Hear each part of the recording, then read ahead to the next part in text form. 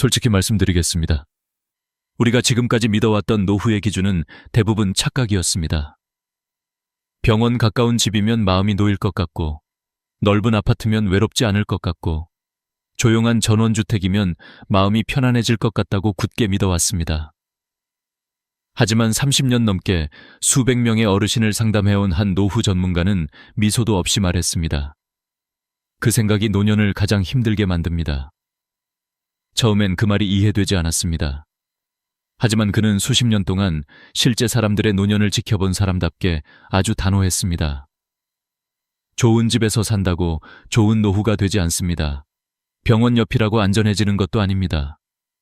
노후의 행복을 결정짓는 건 단 4곳이 집 근처에 있느냐 없느냐입니다.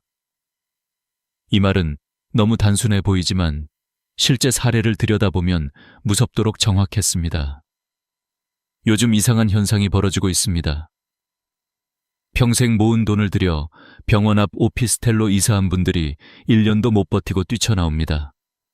도심을 떠나 전원주택의 평화를 꿈꾸며 내려간 분들이 6개월 만에 다시 짐을 싸서 돌아옵니다. 실버타운에 수천만 원을 주고 입주한 분들까지도 2년 만에 나오곤 합니다. 모두 말합니다. 집은 좋았어요. 그런데 살아보니 사람이 살 때가 아니더라고요. 그분들이 공통적으로 했던 말은 더 가슴에 꽂혔습니다. 선생님, 집 때문에 제 삶이 더 힘들어질 줄 몰랐습니다. 병원 옆에서는 매일 앰뷸런스 소리를 들으며 죽음을 떠올렸고, 넓은 집에서는 적막함이 더 크게 울려 퍼졌고, 전원주택에서는 외로움이 아니라 고립이 찾아왔습니다.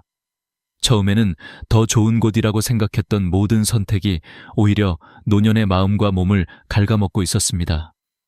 통계도 냉정합니다.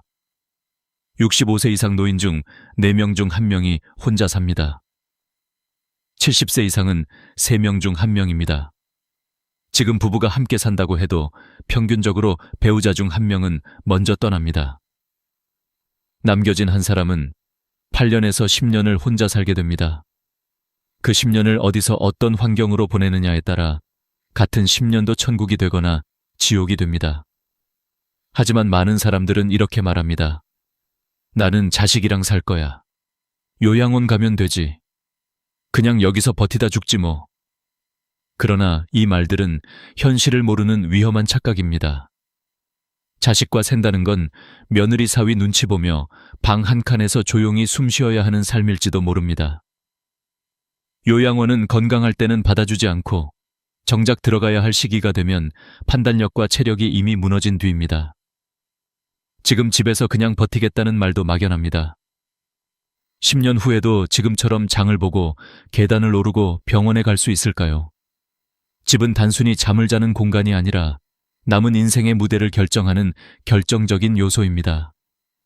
전문가는 말했습니다.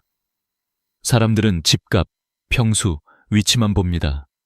하지만 노후에는 그게 중요하지 않습니다. 복지관이 있느냐, 적당한 크기의 집이냐, 공원이 가깝냐, 동네 병원과 약국이 가까우냐. 이 4곳이 있으면 노후는 편안해지고 없으면 고통이 시작됩니다.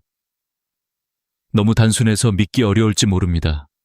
하지만 이 4가지가 노후 20년의 행복과 후회를 정확히 나누는 기준입니다.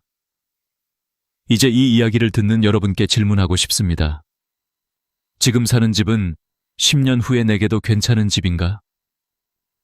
내가 늙었을 때 이 집이 나를 지켜줄까? 아니면 고립시킬까? 이런 질문이 떠오르기 시작했다면 이미 변화의 첫걸음을 내디딘 것입니다. 노후는 갑자기 오지 않습니다. 천천히 다가오기 때문에 위험하고 준비한 사람만이 그 시간을 편안하게 맞을 수 있습니다. 지금부터 한 할머니의 이야기를 들려드리겠습니다. 73세 강 할머니. 평생 검소하게 살았던 한 여성이 마지막 집을 찾아가는 여정을 통해 깨달은 노후의 진짜 기준. 그 이야기는 아마 여러분의 현재 생각을 완전히 뒤흔들지도 모릅니다. 그리고 무엇보다 여러분의 남은 20년을 안전하게 지키는 나침반이 되어줄 것입니다. 병원 앞 오피스텔로 이사하기 전까지 강 할머니는 늘 불안했습니다. 남편이 세상을 떠난 뒤 홀로 남은 생활은 너무 조용하고 너무 깊었습니다.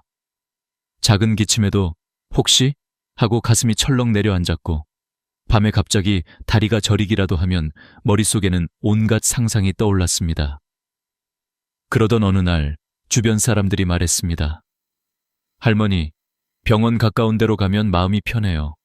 응급 상황에도 바로 도움받을 수 있잖아요.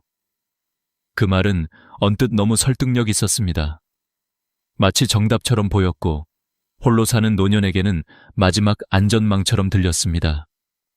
결국 할머니는 평생 살던 집을 팔아 병원 바로 앞 15평 오피스텔을 샀습니다. 처음 한 달은 만족했습니다. 새 건물 냄새가 남아있고, 엘리베이터는 조용하고 빠르고, 작은 공간은 청소도 금방 끝났습니다.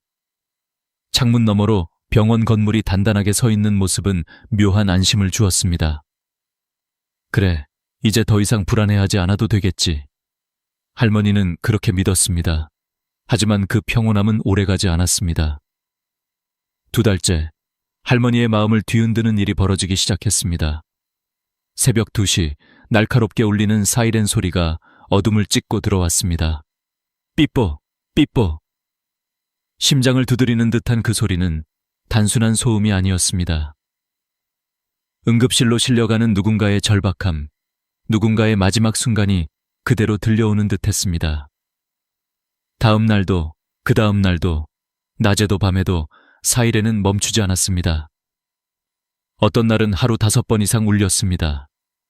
창밖으로 내려다보면 들것에 실려 올라가는 환자들, 산소호흡기를 단 채 휠체어에 앉은 노인들, 응급실 문 앞에서 울부짖는 가족들까지 보였습니다. 그 모습을 계속 보던 어느 날, 할머니는 손바닥에 식은땀이 맺히는 걸 느꼈습니다. 저 모습이 언젠가 나의 모습이 되는 건 아닐까. 오피스텔 창문 너머의 풍경은 더 이상 안심이 아니라 공포였습니다. 병원이 가까우면 든든하다고 생각했지만, 병원이 너무 가까우면 하루가 죽음의 그림자로 뒤덮였습니다. 심리학에서는 이것을 부정자극 누적 효과라고 설명합니다. 반복되는 부정적 장면과 소리가 정신을 서서히 잠식해 불안과 우울을 높이는 현상입니다. 게다가 오피스텔 자체도 문제였습니다. 15평 원룸은 혼자 살기엔 너무 좁았습니다. 침대 옆이 주방이고, 주방 옆이 곧바로 출입문이었으며, 거실이라고 부를 만한 공간도 없었습니다. 하루 종일 방 안에 있다 보면 숨이 막히는 듯했고, 마치 세상이 문 하나로 끊어진 것처럼 고립된 느낌이 들었습니다. 누군가와 이야기할 가능성도 전혀 없었습니다. 복도는 적막했고, 문을 열어도 언제나 어둡고 조용했습니다. 아무도 안녕하세요라고 말을 건네지 않는 공간, 그 침묵은 점점 무겁게 내려앉았습니다. 전문가들은 이런 환경을 도시형 고립 구조라고 부릅니다.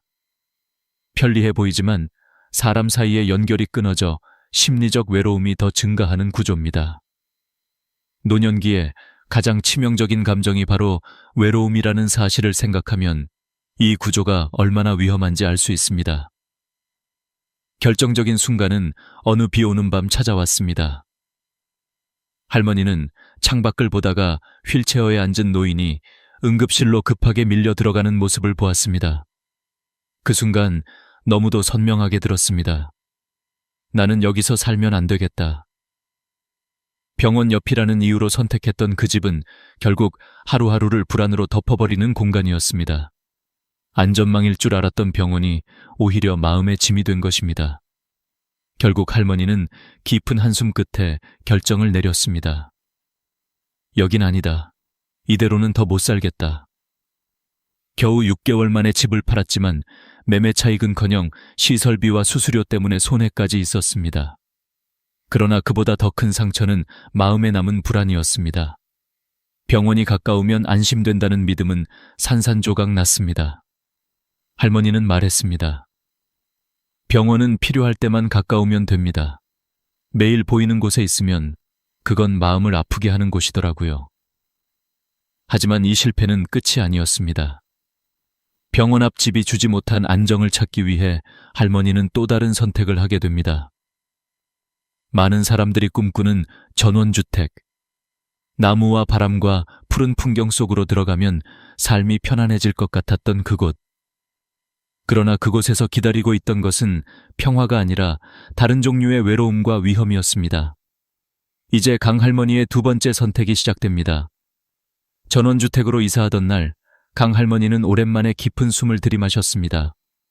병원 사이렌 소리도 없고 회색 건물도 없고 사람들의 분주한 발걸음도 없는 곳.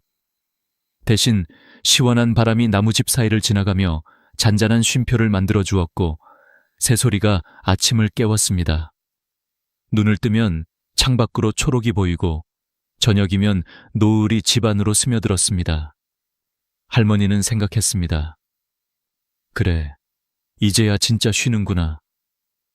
도시의 소음에서 벗어나 자연 속에 있다는 사실만으로 마음이 조금씩 풀어졌습니다. 새 집은 20평 남짓한 단층 구조였고 작은 마당도 있어 꽃과 텃밭을 가꾸기엔 충분했습니다. 할머니는 매일 아침 흙을 만지며 남편이 있었으면 참 좋아했을 텐데 하고 속삭이기도 했습니다. 자연은 분명 따뜻했습니다. 하지만 평화로움은 오래가지 않았습니다. 전원주택에서의 삶은 마치 천천히 닫혀가는 문처럼 처음엔 아름다웠지만 시간이 갈수록 불안이 숨어 있었습니다. 문제는 여름부터 시작되었습니다. 비가 며칠 내리더니 잡초가 무릎 높이까지 자랐습니다. 하루만 깎아도 다음 날이면 다시 올라와 있었습니다. 모기는 해가 지면 집 안으로 몰려들었고 작은 벌레들은 스며들 틈이 없다는 듯 이곳저곳에 나타났습니다. 밤이 되면 두꺼비 울음이 집을 울렸고 그 소리는 조용해야 할 밤을 더욱 낯설고 무겁게 만들었습니다. 청소와 관리도 문제였습니다. 마당을 쓸고 잡초를 뽑고 낙엽을 치우는 일은 하루 이틀은 즐겁다고 느낄 수 있습니다.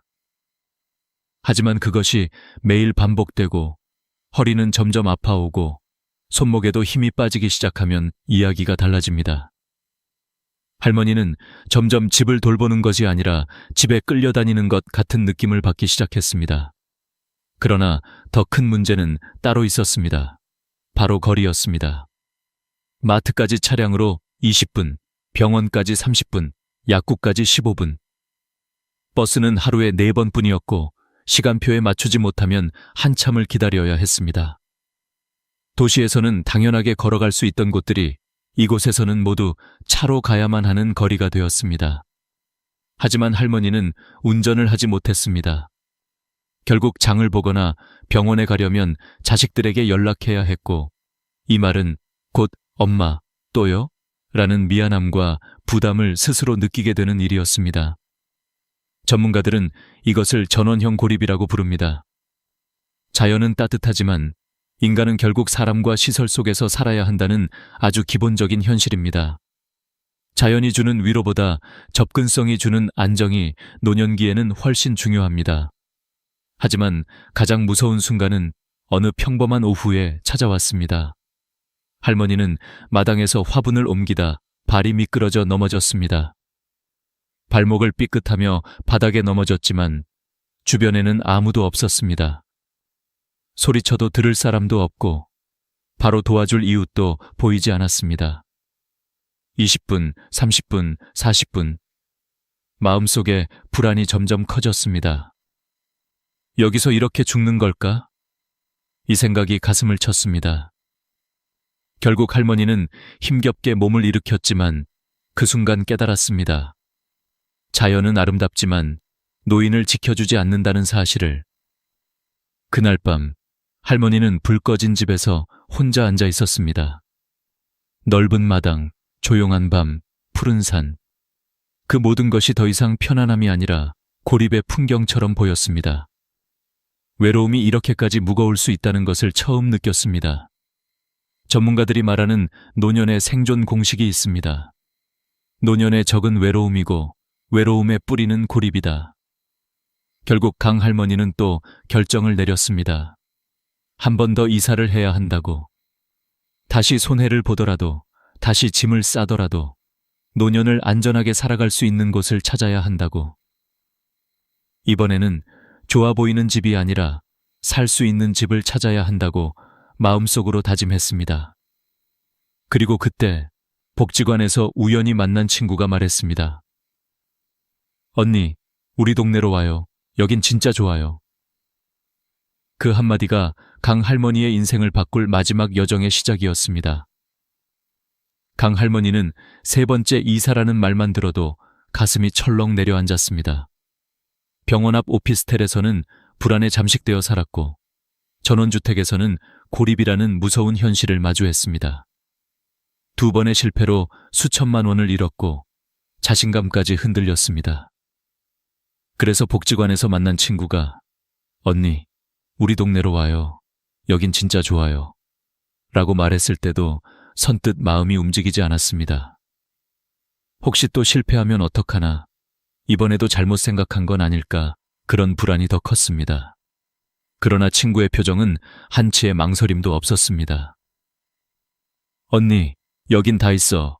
사람이 살아갈 때야. 이 말이 계속 머릿속을 맴돌았습니다. 친구가 사는 동네는 경기도의 한 중소도시였습니다. 도시처럼 복잡하지도 않았고 전원처럼 적막하지도 않은 곳. 그저 사람 사는 냄새가 은근히 배어있는 조용한 동네였습니다. 할머니는 반신반의하며 친구와 함께 그 동네를 둘러보았습니다. 걸어서 5분 거리에 복지관이 있었고 3분 거리에 작은 공원이 있었으며 5분만 걸으면 동네 의원과 약국이 보였습니다. 눈에 띄게 넓은 20평 아파트 단지들이 이어져 있었고 사람들이 오가는 모습이 자연스럽게 보였습니다. 아이들 웃음소리, 개 짖는 소리, 노인들 산책하는 발걸음. 이 모든 일상의 소음들이 할머니를 묘하게 편안하게 만들었습니다. 언니, 여기 살아봐. 진짜 좋아. 친구의 말에 할머니는 조용히 고개를 끄덕였습니다. 이번에는 매매가 아닌 전세로 들어가 보기로 했습니다. 혹시라도 또 맞지 않으면 빠져나올 수 있도록 조금의 여지를 남겨둔 선택이었지만 마음 한편에는 희미한 기대도 있었습니다. 이번에는 진짜 괜찮을까? 그런데 놀라운 일이 벌어졌습니다. 단 일주일 만에 강 할머니는 깨달았습니다. 아, 여기가 내가 살 곳이다. 전원주택에서 아무 말 없이 지나갔던 하루가 이곳에서는 아주 자연스럽게 채워졌습니다. 아침이면 복지관에서 어르신들이 모여 운동을 했고 점심이면 함께 식사를 나누었고 오후에는 노래교실이나 요가 수업 소리가 복지관 창문에서 새어나왔습니다. 사람들이 오가며 안녕하세요 라고 인사를 건넬 때마다 할머니의 마음은 조금씩 풀어졌습니다. 복지관 근처라는 이유 하나만으로도 할머니의 일상은 완전히 달라졌습니다. 아침에 눈을 뜨면 오늘은 어떤 수업을 들을까 하는 설렘이 생겼고 점심시간에는 자연스럽게 옆 사람과 이야기가 이어졌습니다. 복지관에서 만난 친구들은 서로 안부를 확인해 주었고 함께 수업을 듣고 공원으로 산책을 나가는 일이 일상이 되었습니다. 병원 앞 오피스텔에서는 단 하루도 들리지 않던 웃음이 이 동네에서는 하루에도 몇 번씩 터져 나왔습니다. 심리학에서는 이것을 환경 자극 효과라고 부릅니다. 사람은 자신이 매일 마주하는 환경에서 감정과 생각을 공급받습니다. 매일 병원을 보면 불안해지고 매일 자연 속 고립을 보면 외로워지지만 매일 사람을 보고 이야기를 나누면 마음은 자연스럽게 살아납니다. 그뿐만 아니라 아파트 크기도 할머니에게 딱 적당했습니다. 20평의 공간은 좁지도 넓지도 않았고 씨름하듯 청소해야 하는 부담도 없었습니다. 집안은 단정하게 유지되었고 손님이 와도 어색하지 않을 만큼 안정감이 있었습니다. 아, 이 정도 크기가 딱 좋구나. 할머니는 매일 집안을 둘러보며 중얼거렸습니다. 공원도 큰 역할을 했습니다. 집에서 3분만 걸으면 나오는 작은 공원은 나무가 많고 벤치가 여러 개 있었고 저녁이면 어르신들이 모여 산책을 했습니다. 할머니도 그들 틈에서 천천히 걸었습니다. 걷는 동안 몸이 풀리고 이야기 나누는 동안 마음이 풀렸습니다. 어떤 날은 처음 만난 어르신이 할머니에게 귤을 나눠주며 자주 봐요라고 말했는데 그 말 한마디에 괜히 눈물이 고였습니다. 전원주택에서는 하루 종일 사람 얼굴을 한 번도 못 본 날이 많았던 탓이었습니다. 마지막으로 동네 의원과 약국이 가까이 있다는 것은 생각보다 큰 안정감을 주었습니다. 몸이 조금 불편해도 택시를 부르지 않아도 되고 늘 보던 의사와 약사가 할머니의 변화를 알아주는 것이 너무 감사했습니다. 할머니, 오늘은 좀 괜찮으세요? 단순한 이 한마디가 마음을 얼마나 가볍게 하는지 할머니는 새삼 깨달았습니다. 이 네 가지, 복지관, 적당한 크기의 집, 공원, 그리고 가까운 병원과 약국, 이 모두 있는 삶은 이렇게 평범해 보이지만 노년에게는 기적 같은 구조였습니다. 강 할머니는 3년째 그 동네에서 살고 있습니다. 이제는 하루하루가 불안이 아니라 감사로 채워집니다. 허전함 대신 웃음이 있고, 두려움 대신 안정이 있고, 외로움 대신 사람이 있습니다. 그리고 마침내 할머니는 말했습니다. 이제야 알겠어요. 노년은 집이 아니라 동네가 만드는 거라는 걸. 강 할머니가 깨달은 네 가지 기준은 단순한 조언이 아니었습니다.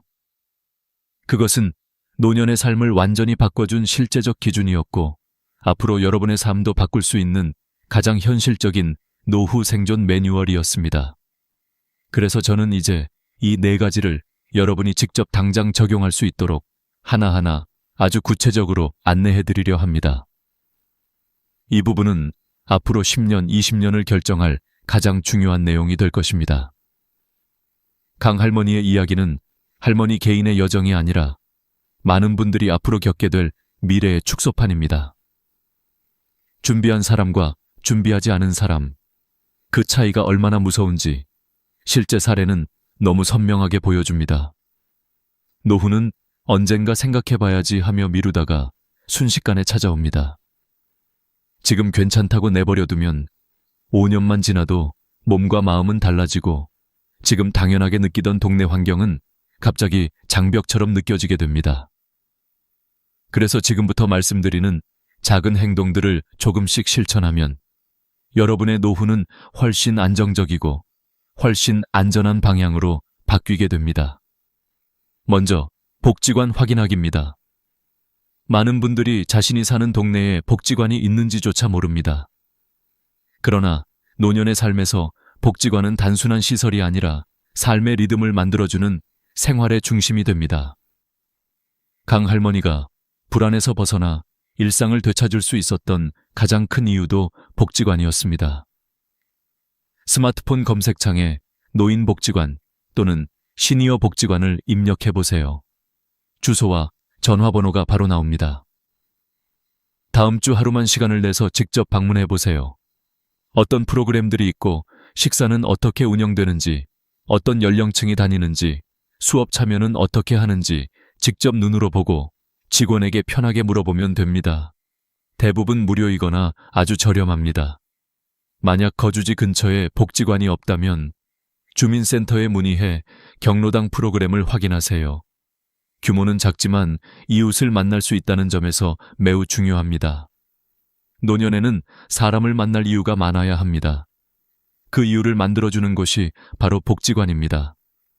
두 번째는 집 크기 점검하기입니다. 지금 사는 집을 둘러보세요.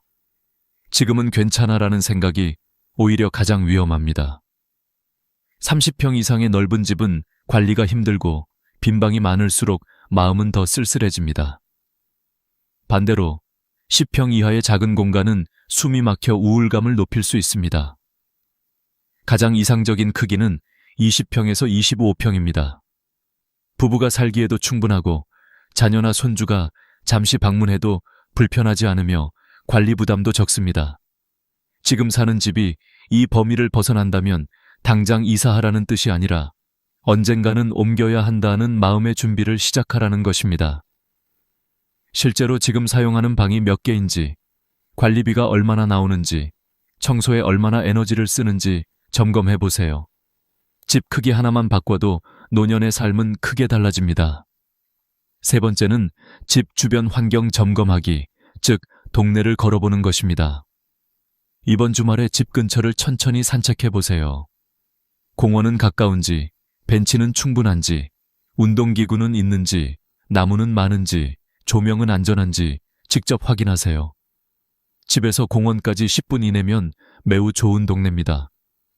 20분 이상 걸린다면 노년의 걷기 습관을 유지하기 어려워집니다. 실제 연구에서도 가까운 산책 환경이 치매, 우울증, 심혈관 질환을 예방하는 데 결정적인 역할을 한다고 밝히고 있습니다. 강 할머니가 공원에서 매일 운동하며 친구를 만나고 웃음을 되찾을 수 있었던 것도 이 가까운 거리 덕분이었습니다. 노년의 몸은 환경이 주는 편안함에 반응합니다. 멀면 가지 않게 되고 안 가면 몸이 굳고 몸이 굳으면 외로움이 깊어집니다. 그래서 가까운 공원은 단순한 공원이 아니라 약국보다 강력한 치료제입니다. 네 번째는 동네 의원과 약국 확인하기입니다. 사람들은 대형 병원만 중요하다고 생각하지만 실제로 노년에 가장 자주 가는 곳은 동네 의원과 약국입니다. 감기, 소화 문제, 관절 통증 같은 사소한 불편은 동네 의원에서 해결해야 하고 이 거리가 멀면 생활이 불편해지기 시작합니다. 집에서 걸어서 10분 안에 의원이 있다면 매일의 작은 불안들이 크게 줄어듭니다. 걸어서 5분 이내에 약국이 있다면 큰 안심이 됩니다. 특히 약사와 친해지면 생활의 변화를 말할 수 있고 약사가 작은 조언만 해줘도 심리적 안정이 생깁니다. 강 할머니도 약국에서 할머니, 요즘은 어떠세요? 라는 말 한마디에 큰 위로를 받았다고 했습니다. 노년에는 가까운 병원이 마음의 안정이고 가까운 약국이 생활의 안전망입니다. 이 네 가지는 단순한 조언이 아니라 수십 년간 수백 명을 상담하며 검증된 기준입니다. 복지관, 적당한 크기의 집, 가까운 공원, 동네 의원과 약국. 이 네 가지가 모두 갖춰진 동네는 노년을 평온하게 만들고 네 가지가 하나도 없는 동네는 노년을 혼란스럽게 만듭니다. 강 할머니의 3번의 이사는 비싼 집을 찾기 위한 여정이 아니었습니다. 살 수 있는 집, 살기 쉬운 동네를 찾기 위한 여정이었습니다. 그리고 그 여정은 이제 여러분의 차례입니다. 강 할머니의 이야기는 단순한 성공적인 노후 이사기가 아니라 앞으로 누구나 반드시 한 번은 마주하게 되는 삶의 현실을 보여주는 거울이었습니다.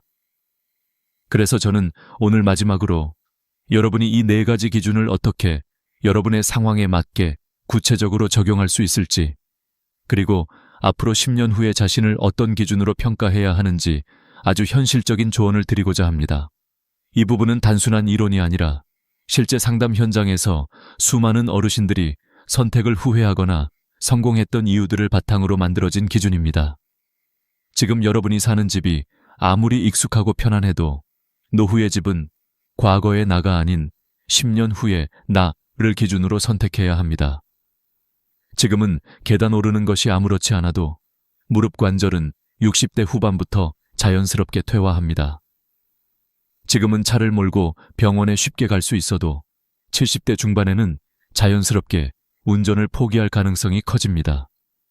지금은 큰 집이 든든하게 느껴져도 나이 들면 빈방이 주는 적막이 훨씬 크게 다가옵니다. 그래서 여러분은 오늘 반드시 자문해야 합니다. 10년 후에도 이 집을 관리할 수 있을까? 10년 후에도 이 동네가 안전하고 편할까? 10년 후에도 사람을 만나러 나갈 수 있을까? 여기에 자신 있게 예라고 답하지 못한다면 지금부터는 준비가 필요합니다. 경제적으로 여유가 있는 분들도 마찬가지입니다. 돈이 있어도 복지관이 없는 동네, 공원이 멀리 있는 신축단지, 대형 병원만 가까운 동네는 노년에 오히려 불안과 외로움을 키울 수 있습니다. 반대로 돈이 많지 않아도 복지관, 공원, 의원, 약국이 모두 가까운 지역에 산다면 훨씬 탄탄하고 건강하게 노년을 보낼 수 있습니다. 실제 통계에서도 삶의 만족도를 결정하는 요소는 돈이 아니라 생활권 환경이었습니다.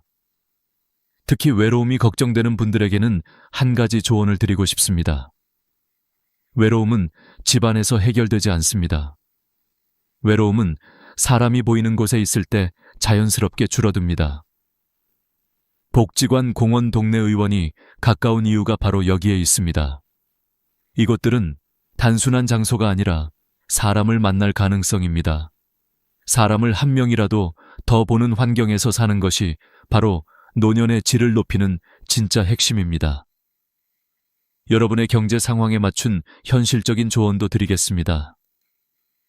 경제적으로 여유가 없다면 무조건 복지관 근처의 20평대 아파트를 우선으로 보세요. 식사, 취미, 운동, 돌봄까지 복지관이 거의 해결해 줍니다. 서울이 부담된다면 중소도시, 세종, 나주, 파주, 원주 같은 곳은 훨씬 경제적입니다. 건강이 걱정된다면 엘리베이터가 있는 저층 혹은 1층 아파트를 선택하세요. 그리고 병원 약국까지 걸어서 10분 이내인지 반드시 확인하세요. 외로움이 걱정된다면 커뮤니티가 활발한 아파트를 선택하세요. 경로당 프로그램, 주민동호회, 정기 모임이 있는지 관리실에 문의하면 알 수 있습니다. 활동적인 성향이라면 주상복합이나 도심형 신축도 괜찮습니다. 젊은 사람들과 섞여 사는 것만으로도 활력이 생깁니다.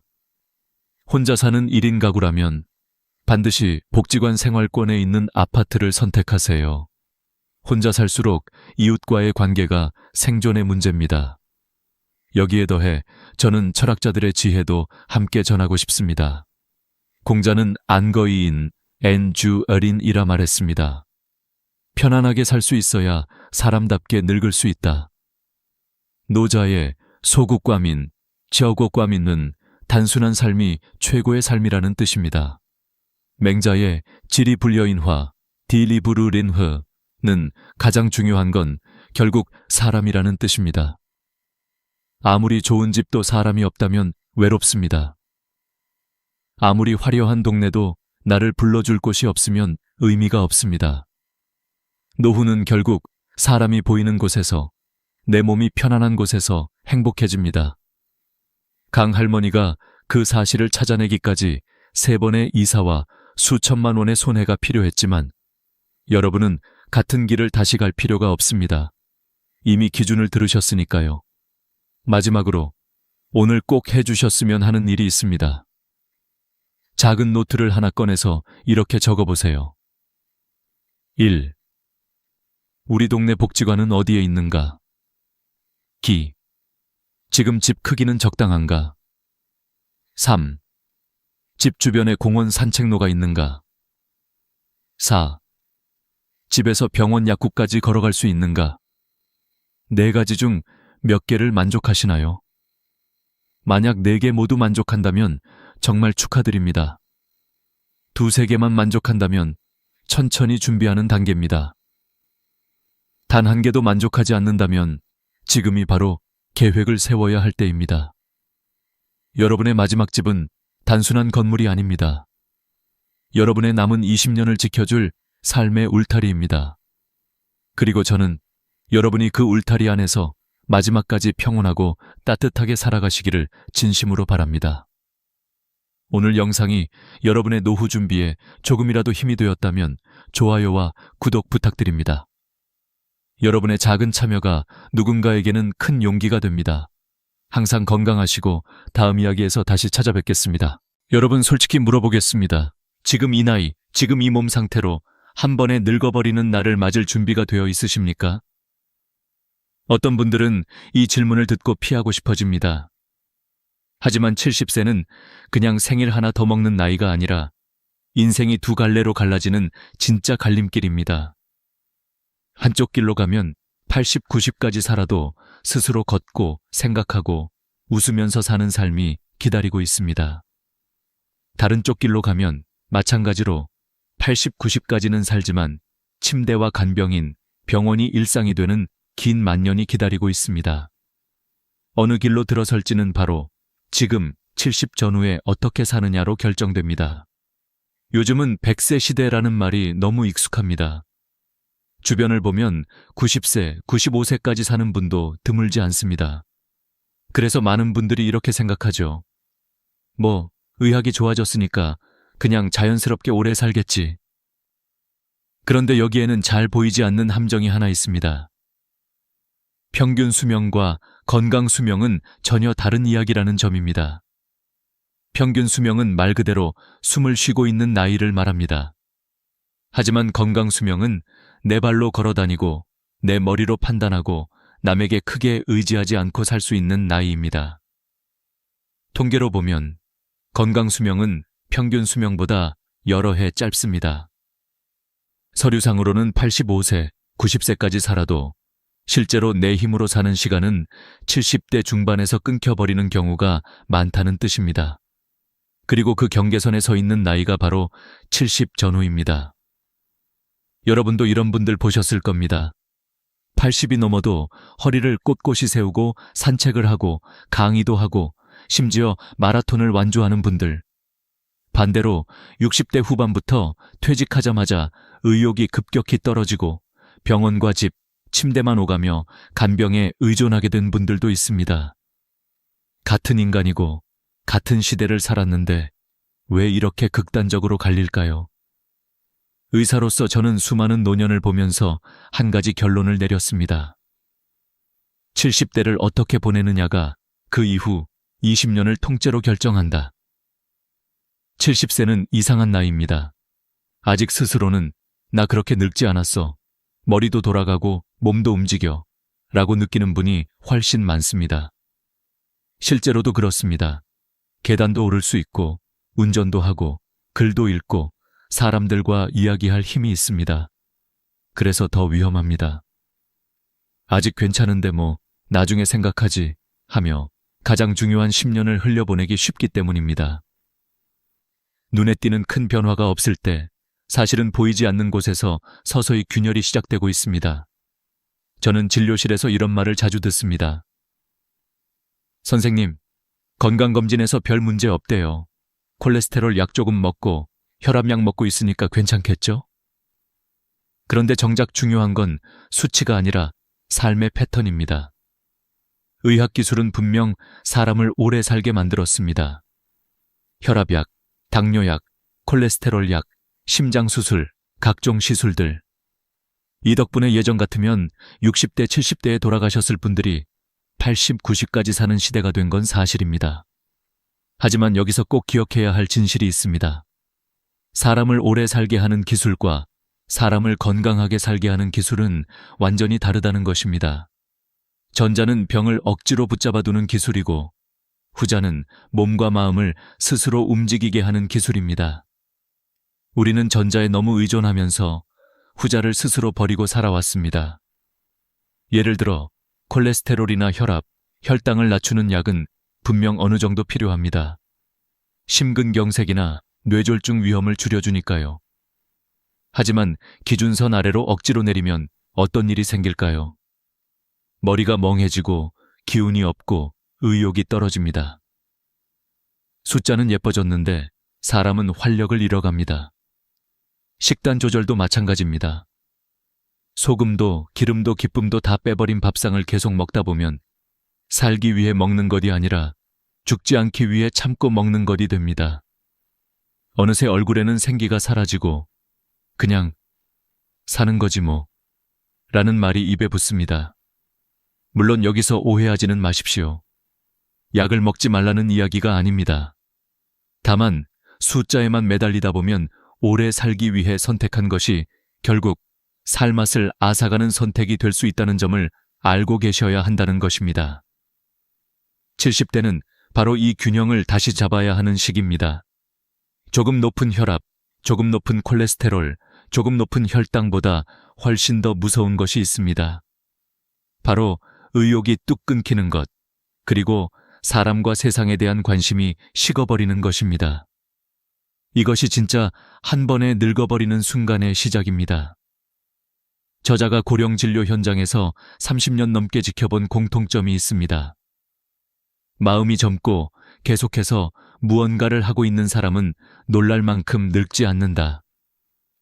운동이든 공부든 봉사든 취미든 상관없습니다. 중요한 건 계속한다는 사실입니다. 반대로 몸은 그럭저럭 괜찮은데 뭐 귀찮다, 이제 다 의미 없다 라고 느끼는 순간부터 노화는 가속 페달을 밟습니다. 70세는 아직 늦지 않았습니다. 오히려 마지막으로 판을 뒤집을 수 있는 나이입니다. 이때 어떤 마음가짐으로 어떤 생활 습관을 만들고 어떤 관계를 유지하느냐에 따라 80, 90 이후의 얼굴이 완전히 달라집니다.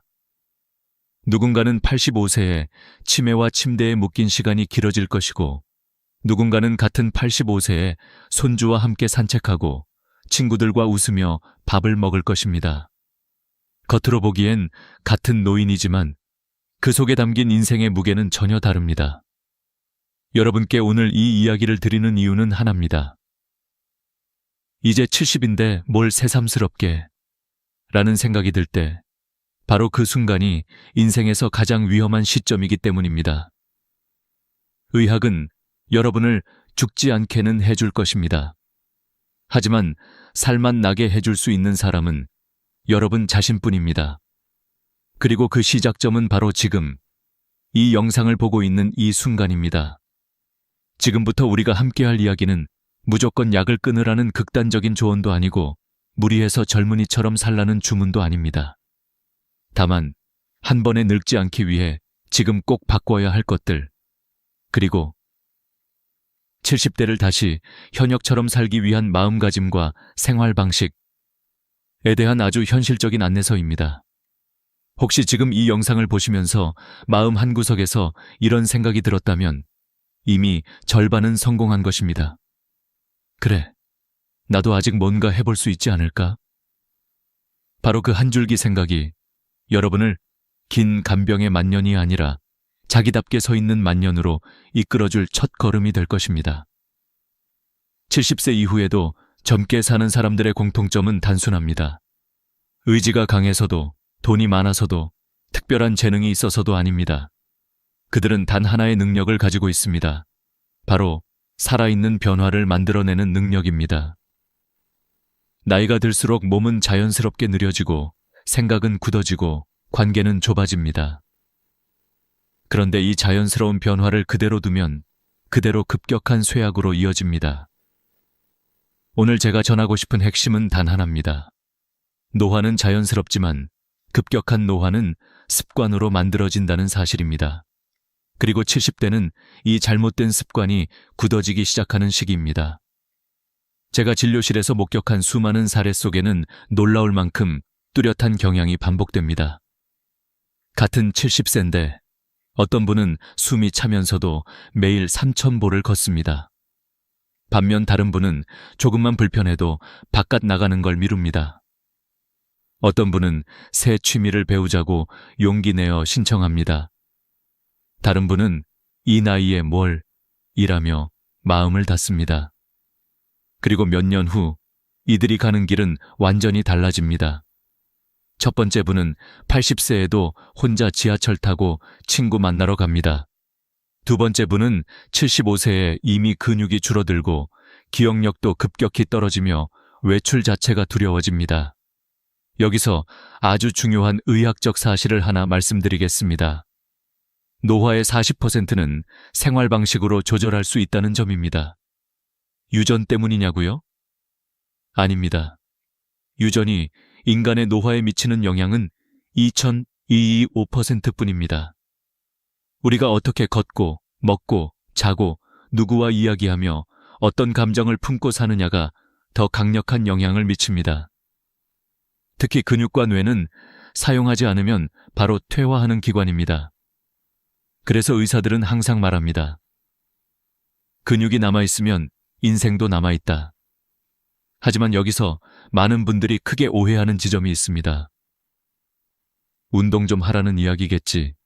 그건 알지. 아니요. 단순히 운동 이야기만이 아닙니다. 사실 70대에 가장 먼저 무너지는 순서는 이렇습니다. 1. 마음의 의욕. 2. 사람과의 관계. 3. 생활 리듬. 4. 근육과 균형 감각. 뇌 기능, 즉 몸이 먼저 늙는 게 아니라 마음이 먼저 무너집니다. 귀찮다는 말을 입에 붙이는 순간 걷는 횟수가 줄고 외출 빈도가 줄고 대화량이 줄어들고 일정이 사라집니다. 그리고 이 네 가지가 동시에 줄어들면 뇌는 이 사람은 더 이상 활발히 살 생각이 없구나 라고 판단하고 기능을 급격히 감퇴시킵니다. 실제로 MRI를 찍으면 이런 패턴을 보이는 분들은 뇌의 해마와 전두엽 용적이 빠르게 줄어듭니다. 반대로 새로움을 만들어내는 삶은 뇌를 다시 깨우고 근육을 다시 활성화시킵니다. 2016년 하버드 의대 연구에서 70, 85세 노인을 대상으로 매일 사람과 대화하고 새로운 활동을 하는 그룹과 집에서 혼자 지내는 그룹을 비교했습니다. 결과는 충격적이었습니다. 첫 번째 그룹은 1년 뒤 인지 기능이 30% 향상, 두 번째 그룹은 같은 기간 14% 감소. 이 차이는 나이가 아니라 생활 패턴의 차이였습니다. 이쯤에서 많은 분들이 묻습니다. 그럼 어떻게 바꿔야 하나요? 이제 70인데 다시 새롭게 시작하는 게 가능할까요? 가능할 뿐 아니라 이 시기가 마지막이 아니라 오히려 최고의 기회입니다. 왜냐하면 70대는 인생에서 처음으로 내 시간을 온전히 나를 위해 쓸 수 있는 나이이기 때문입니다. 일에서 물러났고 자식은 독립했고 부모는 이미 보내드렸고 남은 건 나 자신을 위한 시간입니다. 그런데 이 자유를 어떻게 쓰느냐에 따라 두 가지 마주한 미래가 만들어집니다. 하나는 멍하니 하루하루를 버티는 노년. 다른 하나는 70부터 다시 피어나는 제2의 전성기. 그리고 이 둘의 차이는 거창한 목표나 큰 결심에서 생기는 것이 아닙니다. 작은 하나의 선택에서 시작됩니다. 여기서 중요한 현실 이야기를 하나 들려드리겠습니다. 제 환자 중 71세에 혼자 살던 한 남성은 아내를 떠나보낸 후 갑자기 삶의 방향을 잃었습니다. 이 나이에 뭘 새삼 하며 집에만 있었습니다. 그런데 1년 뒤 그는 걷는 게 불편해져서 지팡이를 쓰기 시작했고 3년 뒤에는 무릎이 무거워 쉽게 넘어졌습니다. 결국 그는 스스로 외출하는 것이 어려워졌고 만남이 끊어지면서 기억력도 빠르게 떨어졌습니다. 76세에 그는 더 이상 집 밖을 나가지 않게 되었고 78세에는 치매 초기 판정을 받았습니다. 반대로 같은 동네에 살던 72세 여성은 남편을 먼저 보내고 우울해졌지만 복지관 요가 수업을 등록하고 일주일에 2번 글쓰기 강좌를 들으며 사람들을 만났습니다. 75세엔 동네 친구들과 작은 독서 모임을 만들었고 80세가 된 지금도 여전히 지하철을 타고 돌아다니며 스마트폰으로 사진도 배우고 있습니다. 그녀는 이렇게 말했습니다. 늙어서 뭘 한다는 게 아니라 뭘 하니까 늙지 않는 거예요. 여기서 우리가 반드시 기억해야 할 진리 하나가 있습니다. 나이를 먹는다고 외로워지는 게 아니다. 멈추기 때문에 외로워지는 것이다. 그리고 오늘 이 순간 여러분에게도 질문 하나를 드리고 싶습니다. 나는 지금 멈춰 있지 않은가? 만약 이 질문 앞에서 가슴이 조금 뜨끔했다면 그건 절망이 아니라 기회입니다. 왜냐하면 지금부터라도 다시 움직이면 뇌는 다시 성장하고 근육은 다시 붙고 마음은 다시 따뜻해집니다. 의학적으로도 증명된 사실입니다. 70대는 끝이 아니라 방향을 결정하는 마지막 분기점입니다. 그 문턱에서 다시 앞으로 갈 것인지 뒤로 미끄러질 것인지 그 선택권은 언제나 여러분에게 있습니다. 그리고 지금 여러분이 이 영상을 보고 있다는 사실 자체가 이미 한 걸음을 내디딘 것입니다. 이제 다음 부분에서는 어떻게 더 젊게, 더 건강하게, 더 인간답게 70대를 살 것인지 아주 구체적이고 실천적인 해법을 알려드리겠습니다. 70세 이후의 삶이 왜 이렇게 극명하게 갈리는지 그 근본적인 이유를 조금 더 깊이 들여다보면 하나의 공통된 핵심이 드러납니다. 바로 생활의 구조입니다. 우리가 어떤 환경에서, 어떤 리듬으로, 어떤 사람들과 관계를 맺으며 사느냐가 늙음의 속도를 정합니다. 그래서 오늘 이 부분에서는 단순한 조언이 아니라 실제로 사람이 어떻게 무너지고 어떻게 다시 일어서는지 The very real, Living Mechanics of Aging, 그 구조를 해부하듯 보여드리겠습니다. 먼저 많은 분들이 심각하게 오해하는 것이 있습니다. 나는 건강하니까 아직 괜찮아. 아니요. 건강해서 괜찮은 게 아니라 구조가 버티고 있어서 괜찮은 것입니다. 직장에서 받던 역할, 가족 안에서의 책임, 사회적 관계, 반복되는 일정이 여러분을 지탱해주고 있었던 것입니다. 그런데 70세를 전후해 이 구조가 한꺼번에 무너집니다. 은퇴로 역할이 사라지고 사회적 관계는 크게 줄고 자녀들은 독립하고 일상의 일정도 흐트러집니다. 몸이나 뇌가 갑자기 늙는 게 아니라 삶의 구조가 먼저 붕괴되면서 그 영향이 몸과 마음에 밀려오는 것입니다. 이걸 설명하기 위해 의학적으로 아주 흥미로운 연구가 있습니다. 2014년 미국 듀크대 연구팀은 70세 이상 노인 1,800명을 5년간 추적했습니다. 그들은 참가자들의 질병 상태보다 생활 구조를 더 세밀하게 관찰했습니다. 그리고 충격적인 결론을 발표했습니다. 노년기 건강을 결정하는 가장 중요한 요인은 질병이 아니라 생활 구조다. 구체적으로 보면 규칙적 일정이 있는 사람은 5년 후 독립적 생활 유지 가능성이 83%, 일정이 불규칙한 사람은 단 29%, 매일 사람을 만나는 사람은 우울증 발병률 7%, 일주일에 한 번 이하로 대화하는 사람은 28%, 외출을 주 4회 이상 하는 사람은 5년 뒤 치매 위험 70% 감소. 여러분, 숫자는 거짓말을 하지 않습니다. 즉, 혼자 살아도 문제가 아니다. 고립이 문제이고 고립은 생활 구조 붕괴의 결과라는 것입니다. 이제 실제 사례를 하나 깊이 있게 들려드리겠습니다. 여러분이 충분히 공감할 수 있도록 실제 노년이 어떻게 무너지고 어떻게 되살아나는지 있는 그대로 펼쳐 보이겠습니다. 서울에서 73세로 혼자 살던 한 할머니가 있었습니다. 남편을 먼저 떠나보내고 아이들은 모두 외국에 있어 혼자 생활하게 되었습니다. 처음 몇 달은 괜찮았습니다. 집이 조용하고 하고 싶은 걸 할 수 있는 자유를 느꼈습니다. 그런데 자유는 곧 고립이 되기 시작했습니다. 아침에 일어나는 시간이 불규칙해졌습니다. 하루 종일 말 한마디 하지 않는 날이 열흘씩 이어졌습니다. 장보러 나가는 것도 귀찮아져 배달로 때우기 시작했습니다. 그러던 어느 날 갑자기 가슴이 답답해져 응급실에 실려갔습니다. 검사 결과는 특별한 문제 없음. 하지만 의사는 단호하게 말했습니다. 이분은 지금 몸이 아픈 게 아니라 삶이 아픕니다. 여기서 많은 분들이 고개를 끄덕일 것입니다. 왜냐하면 이 패턴은 너무나 흔하기 때문입니다. 그리고 이 흐름은 결국 하나의 결말로 이어집니다. 의욕 상실, 활동 감소, 근육 감소, 낙상 증가, 외출 두려움, 관계 단절, 우울, 인지 저하, 급격한 노화. 하지만 반대로 구조만 다시 세우면 놀라운 변화가 찾아옵니다. 다른 예를 보겠습니다. 71세에 혼자가 된 한 할아버지는 스스로에게 약속을 하나 했습니다. 하루에 무조건 사람 3명에게 인사하겠다. 아주 단순한 약속이었지만 이 행동이 그의 구조를 다시 세웠습니다. 매일 산책을 시작했고 자연스럽게 동네 주민과 얼굴을 익혔습니다. 복지관에 등록하고 서예반을 듣고 주 2회는 문화센터에 갔습니다. 6개월 후 그는 완전히 달라졌습니다.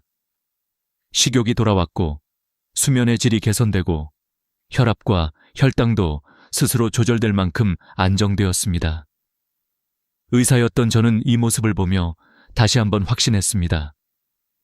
노인의 건강은 약이 아니라 구조로 지킨다. 그렇다면 무엇이 좋은 구조일까요? 단순합니다. 1. 매일 나갈 이유가 있는 곳. D. 말을 섞을 사람이 있는 곳. 3. 내가 없어지면 허전해하는 사람이 있는 곳. 이 3가지가 있는 사람은 혼자 살아도 절대 고립되지 않습니다. 그리고 바로 이 지점을 대부분의 노년층이 간과합니다. 나는 자식과 살 거야. 하지만 며느리 사위의 시선 아래에서 숨죽이며 살 가능성이 높습니다. 나는 실버타운 갈 거야. 안전하지만 선택권과 자율성이 사라지며 삶의 활력이 점점 감소합니다. 나는 지금 집에서 그냥 살다 갈래. 문제는 그 그냥이 곧 고립으로 변한다는 것입니다. 그렇다면 지금 여러분이 사는 곳은 어떤 구조입니까? 아침에 일어났을 때 오늘 갈 곳이 있습니까? 오늘 하루 동안 말을 섞을 사람이 몇 명입니까? 만약 일주일 동안 잠적해도 걱정할 사람이 있습니까? 이 세 질문에 선뜻 있다고 답하기 어렵다면 구조를 바꿔야 한다는 신호입니다. 제가 왜 이렇게 강하게 말씀드릴까요? 70세 이후의 삶은 의지가 만드는 것이 아니라 구조가 만들기 때문입니다. 의지는 하루 만에 꺼지지만 구조는 10년을 지탱합니다.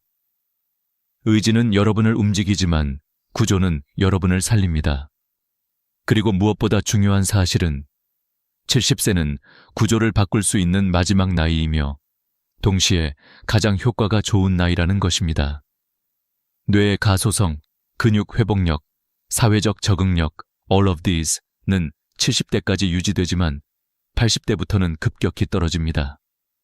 여러분이 지금 구조를 바꾸면 80대에 살아있는 사람이 됩니다.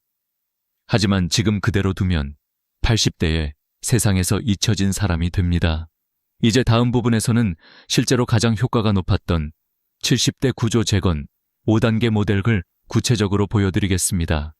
이걸 실천한 분들은 80세, 90세에도 놀라운 활력을 유지하며 늙지 않는 노년을 살아냈습니다. 지금부터 말씀드릴 내용은 그동안 의료심리 노년학 연구에서 반복적으로 증명된 사실이자 제가 30년간 진료실에서 직접 목격한 늙지 않는 사람들의 공통 공식입니다. 여러분이 70세든 75세든 혹은 이미 80세에 가까워졌든 상관없습니다. 삶의 구조를 다시 세우면 인간은 다시 살아납니다. 이 공식은 단순하지만 삶 전체를 바꿉니다. 이름하여 70대 구조 재건 5단계 모델기입니다.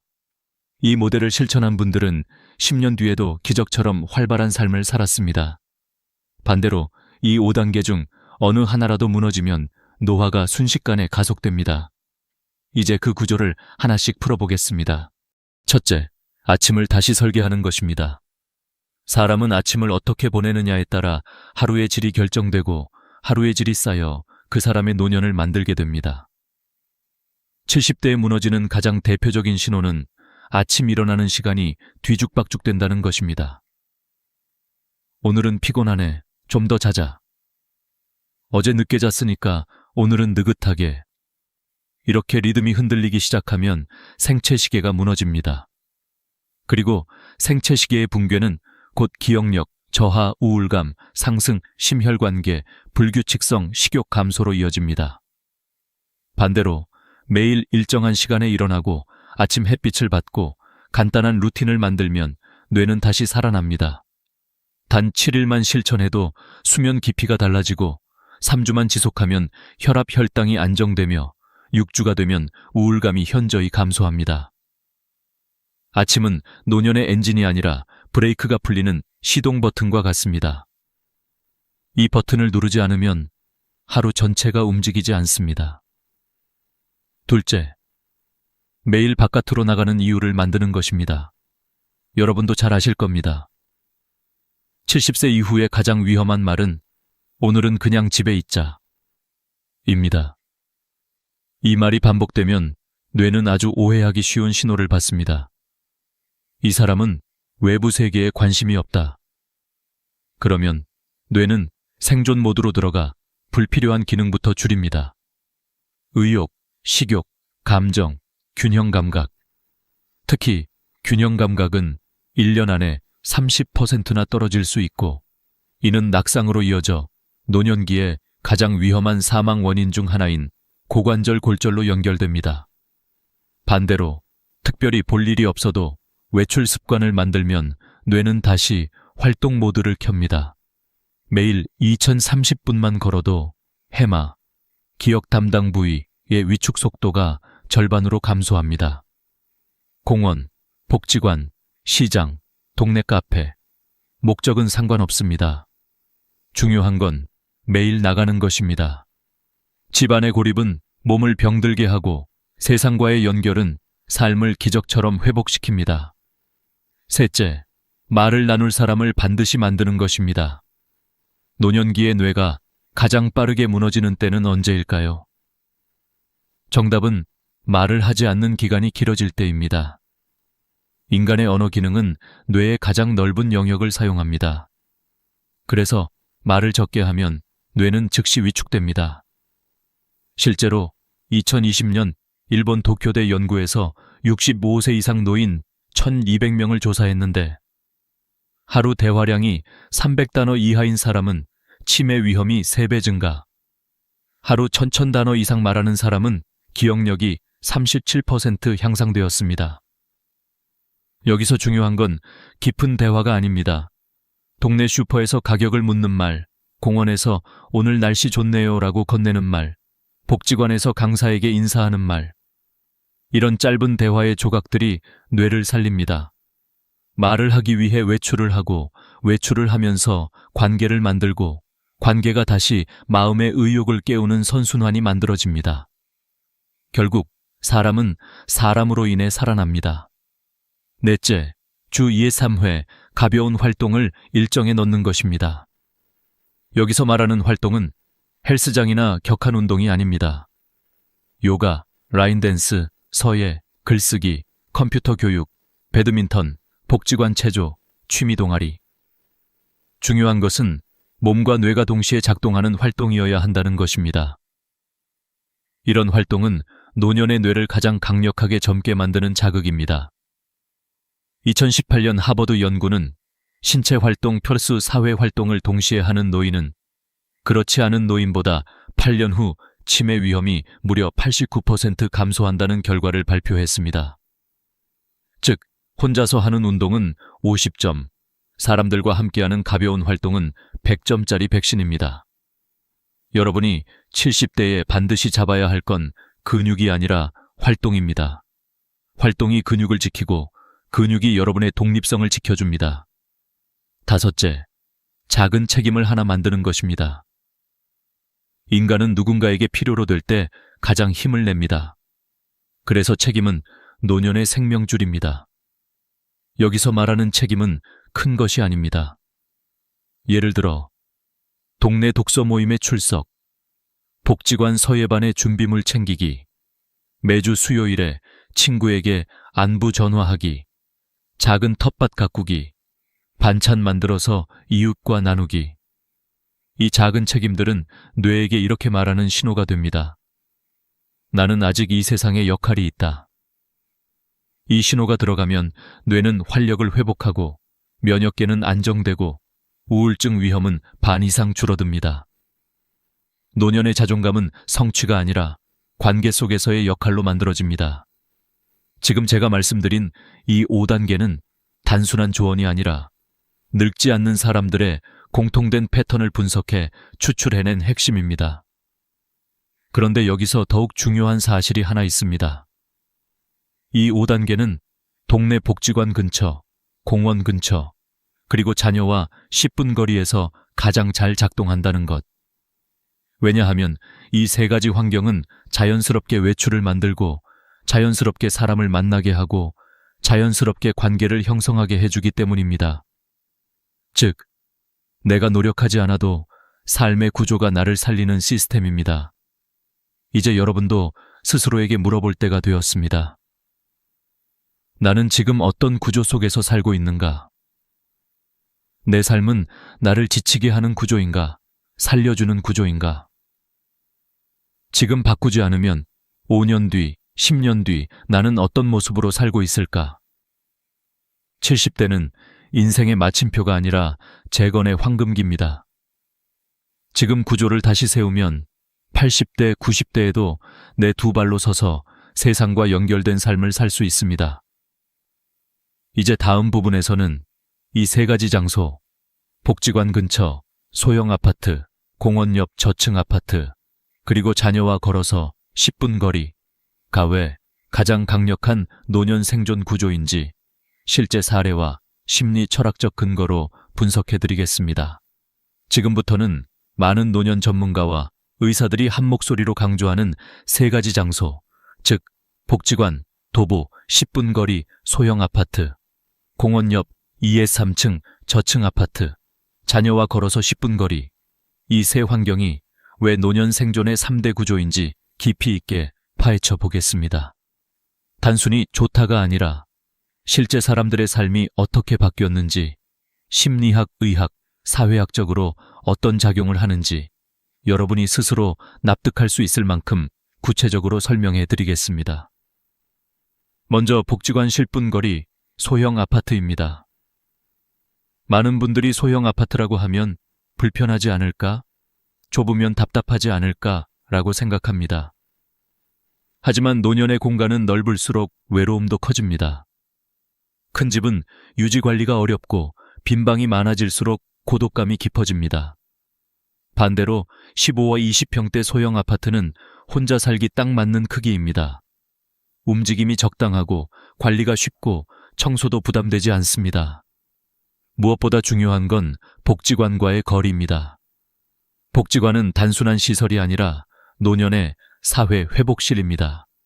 여기엔 놀라운 데이터가 있습니다. 복지관을 주 3회 이상 이용하는 노인은 우울증 위험이 64% 감소, 일 평균 1000보 이상 증가, 인지기능 저하 속도 40% 완화, 낙상 위험 절반으로 감소. 이 효과들은 약으로도 만들 수 없습니다. 복지관은 여러분을 걷게 하고 말하게 하고 사람과 연결하게 하고 하루의 리듬을 만들게 합니다. 즉, 노년의 4가지 생명줄, 활동, 관계, 리듬, 자존감을 한 번에 공급하는 곳입니다. 여기에 거리가 10분이라는 것이 결정적입니다. 버스를 타야 하거나 차를 몰아야 하거나 경사가 있거나 20분 이상 걸린다면 오늘은 그냥 쉬자라는 말이 입 밖으로 나오기 시작합니다. 하지만 10분 거리는 다릅니다. 비가 와도 몸이 조금 무거워도 걷는데 부담 없는 거리입니다. 이 10분은 여러분의 10년을 바꿉니다. 다음은 공원 옆 2에서 3층 저층 아파트입니다. 의학계에서는 10년 전부터 공원을 약이 없는 병원이라고 부릅니다. 수많은 연구가 이를 증명합니다. 공원 접근성이 높은 노인은 사망률이 실리 제20% 감소, 스트레스 호르몬, 코르티솔, 수치 34% 감소, 우울감 48% 감소, 하루 걷기 시간이 최소 35분 증가, 즉 공원은 걷게 만들고 걷기는 뇌를 살립니다. 여기서 왜 2세 3층이냐는 질문을 많이 받습니다. 답은 아주 단순하면서도 중요합니다. 엘리베이터가 고장나도 계단으로 오르내릴 수 있는 마지막 허용 층수가 바로 2의 3층입니다. 70대 이후 가장 위험한 상황은 움직이기 싫어지기 시작하면서 계단이 무서워지는 것입니다. 5다 7층에 사는 분 중 절반 가까이가 어느 순간 계단을 포기하고 그 다음은 외출을 포기합니다. 외출을 포기하면 관계가 끊어지고 관계가 끊어지면 뇌가 급격히 죽어갑니다. 반대로 2세 3층은 매일 자연스럽게 운동을 만들어줍니다. 계단 2층만 오르내려도 하루 30분 걷기와 비슷한 효과가 발생합니다. 계단은 노년의 최고의 무료 헬스장입니다. 그리고 마지막으로 자녀와 걸어서 10분 거리입니다. 여기서 많은 오해가 생깁니다. 가까우면 좋지, 같이 살면 더 좋지 않나요? 아닙니다. 노년의 심리 구조는 여리면서도 복잡합니다. 사람은 나이가 들수록 관계의 거리 조절이 매우 중요해집니다. 너무 가까우면 서로의 일상에 과도하게 개입하게 되고 상처가 쌓입니다. 너무 멀면 긴급 상황에 도움을 받을 수 없고 고립됩니다. 그래서 가장 좋은 거리가 바로 걸어서 10분입니다. 너무 가깝지 않아 서로 부담이 없고 너무 멀지 않아 응급시 즉시 도울 수 있는 거리. 일본에서는 이를 고슴도치 거리라고 부릅니다.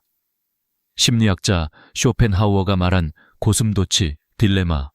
너무 가까우면 서로 찌르고 너무 멀면 얼어 죽는다. 이 말이 노년에게 가장 정확하게 들어맞습니다. 여기서 중요한 건 부모와 자식 모두에게 독립성을 주면서도 연결을 유지할 수 있는 거리라는 점입니다. 아침에 손주와 우연히 마주칠 수도 있고, 일요일에 자연스럽게 같이 밥 먹기 좋고, 몸이 안 좋은 날 전화를 하면 즉시 달려올 수 있습니다. 자녀와 동거하는 노인의 스트레스는 생각보다 훨씬 높습니다. 갈등, 세대 차이, 생활 방식 차이, 이 모든 것이 노년의 마음을 약하게 만들고 우울감을 증가시킵니다. 반면 독립된 삶을 유지하되 가까이 사는 이 구조는 관계의 최적 온도를 유지합니다. 따뜻하지만 뜨겁지 않은 거리.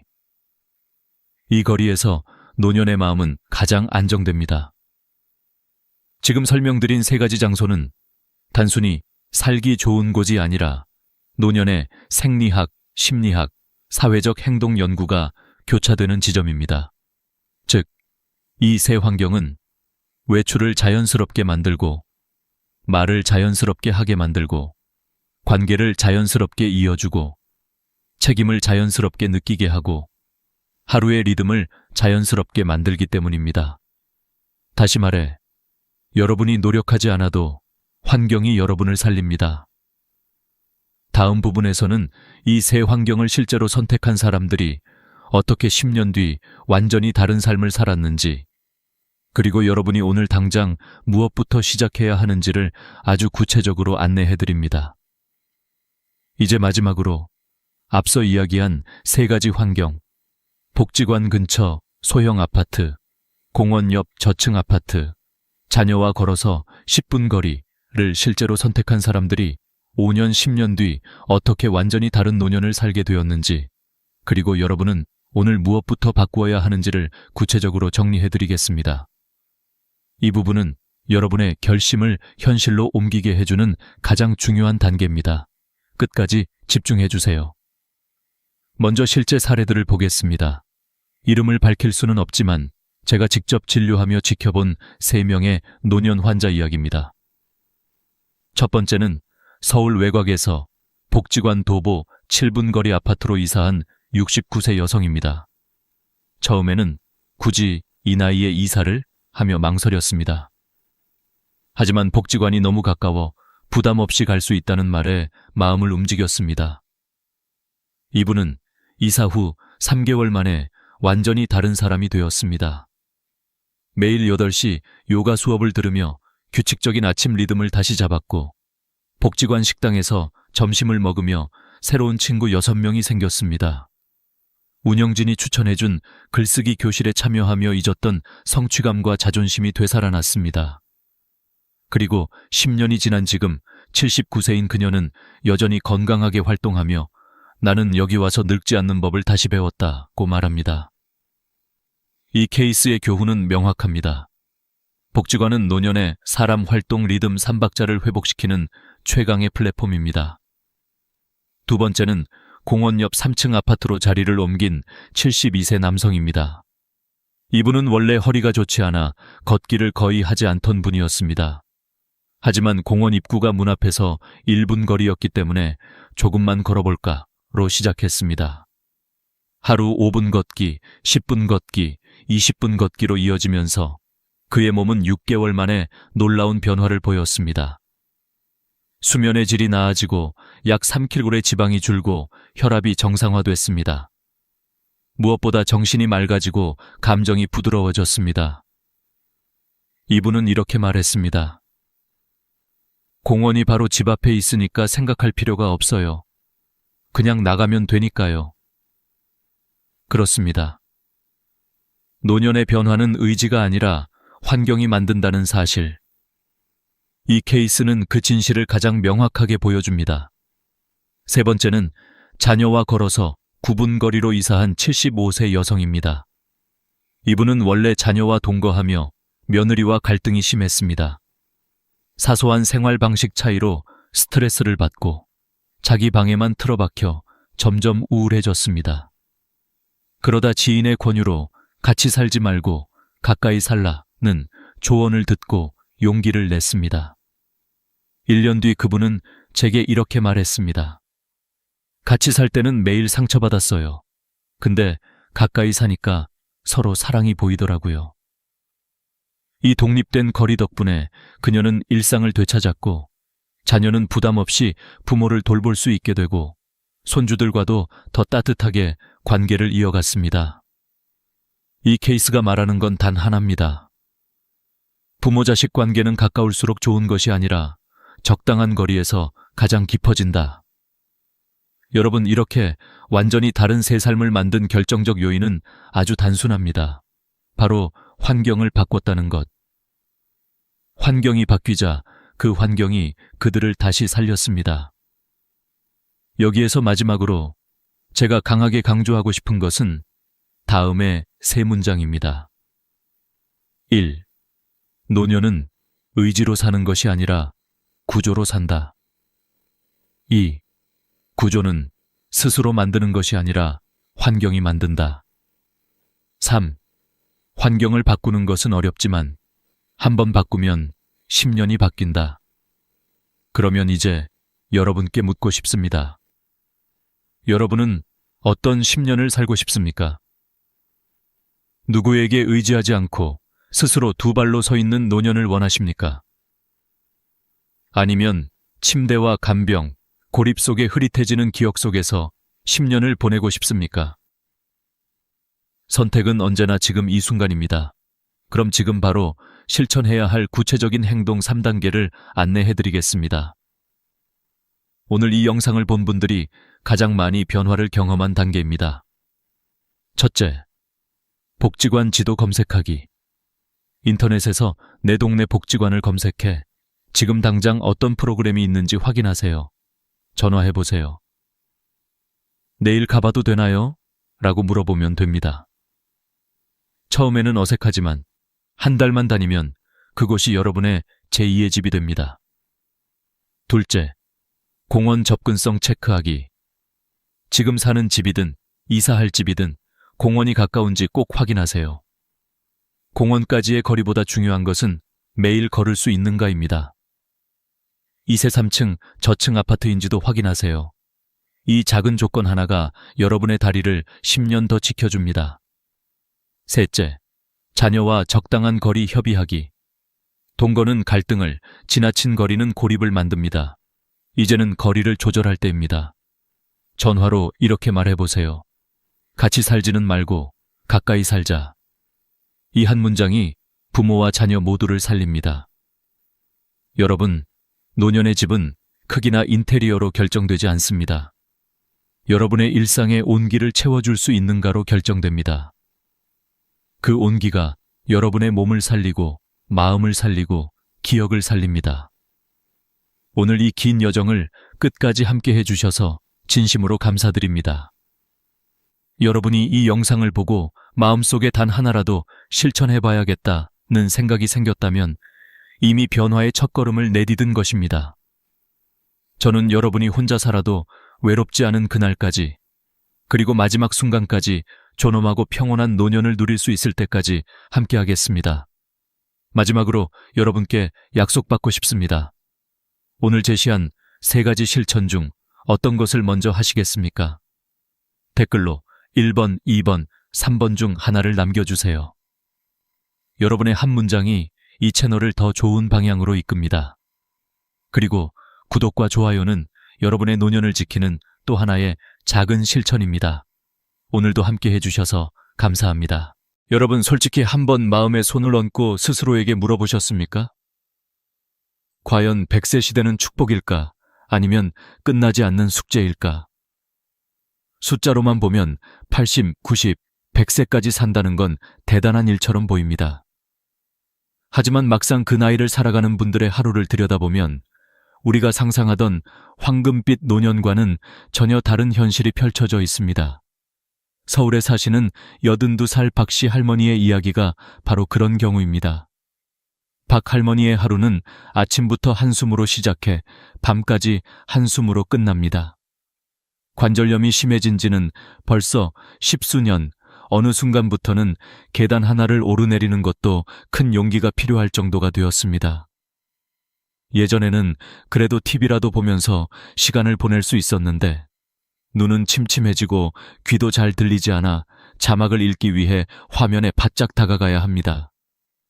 리모컨을 들 힘조차 없어 채널을 바꾸다가 손에서 떨어뜨리는 일이 반복되고 그러면 그때마다 내가 이렇게까지 늙었구나 하는 씁쓸함이 마음 한구석을 찌릅니다. 맛있는 음식을 먹는 기쁨도 점점 사라졌습니다. 예전에는 복지사 도움을 받아 단골 설렁탕 집에서 따끈한 국물을 한 숟갈 떠넣으면 아, 살 것 같다 라는 말이 절로 나왔습니다. 그런데 지금은 혀가 무뎌져 소금을 넣어도 후추를 팍팍 쳐도 그 맛의 차이를 잘 느끼지 못합니다. 이게 맹물인지 소금물인지 모르겠다는 말이 나올 정도로 입안에서 느껴지는 즐거움이 희미해져 버렸습니다. 옛날에는 작은 반찬 하나에도 이 집은 손맛이 참 좋아 라며 감탄하곤 했는데 이제는 그마저도 사라져버린 것입니다. 게다가 기억력도 예전 같지 않습니다.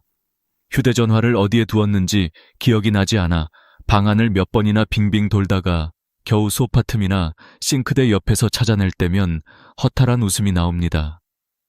내가 왜 여기에 놔뒀지? 하면서도 금세 방금 있었던 일조차 떠올리기 어려워 스스로가 믿기지 않습니다. 몸도, 감각도, 기억도 하나둘씩 멀어져 가는 느낌. 박할머니는 요즘 이런 말을 자주 하십니다. 사는 게 아니고 그냥 버티고 있을 뿐이야. 우리가 꿈꾸던 노년의 모습은 이와 달랐습니다. 은퇴 후에는 아침에 천천히 일어나 차 한 잔 마시고 시간이 나면 보고 싶었던 책을 읽고 가끔은 여행도 떠나고 손주들이 놀러 오면 과일 깎아주며 웃음소리로 집안이 가득 차는 모습. 수고 많았다. 이제는 내 삶을 살아도 된다는 위로를 스스로에게 건네는 여유로운 시간 말입니다. 그런데 현실의 많은 노년은 그렇게 흘러가지 않습니다. 준비되지 않은 긴 수명은 오히려 짐처럼 어깨 위에 내려앉습니다. 문제는 이런 현실이 남의 이야기가 아니라는 점입니다. 박 할머니의 이야기는 특별한 예외가 아니라 우리가 준비하지 못하면 누구나 충분히 맞이할 수 있는 미래의 내 모습일지도 모릅니다. 50대, 60대까지는 몸이 어느 정도 버텨주니까 특별히 위기감 없이 살아갑니다.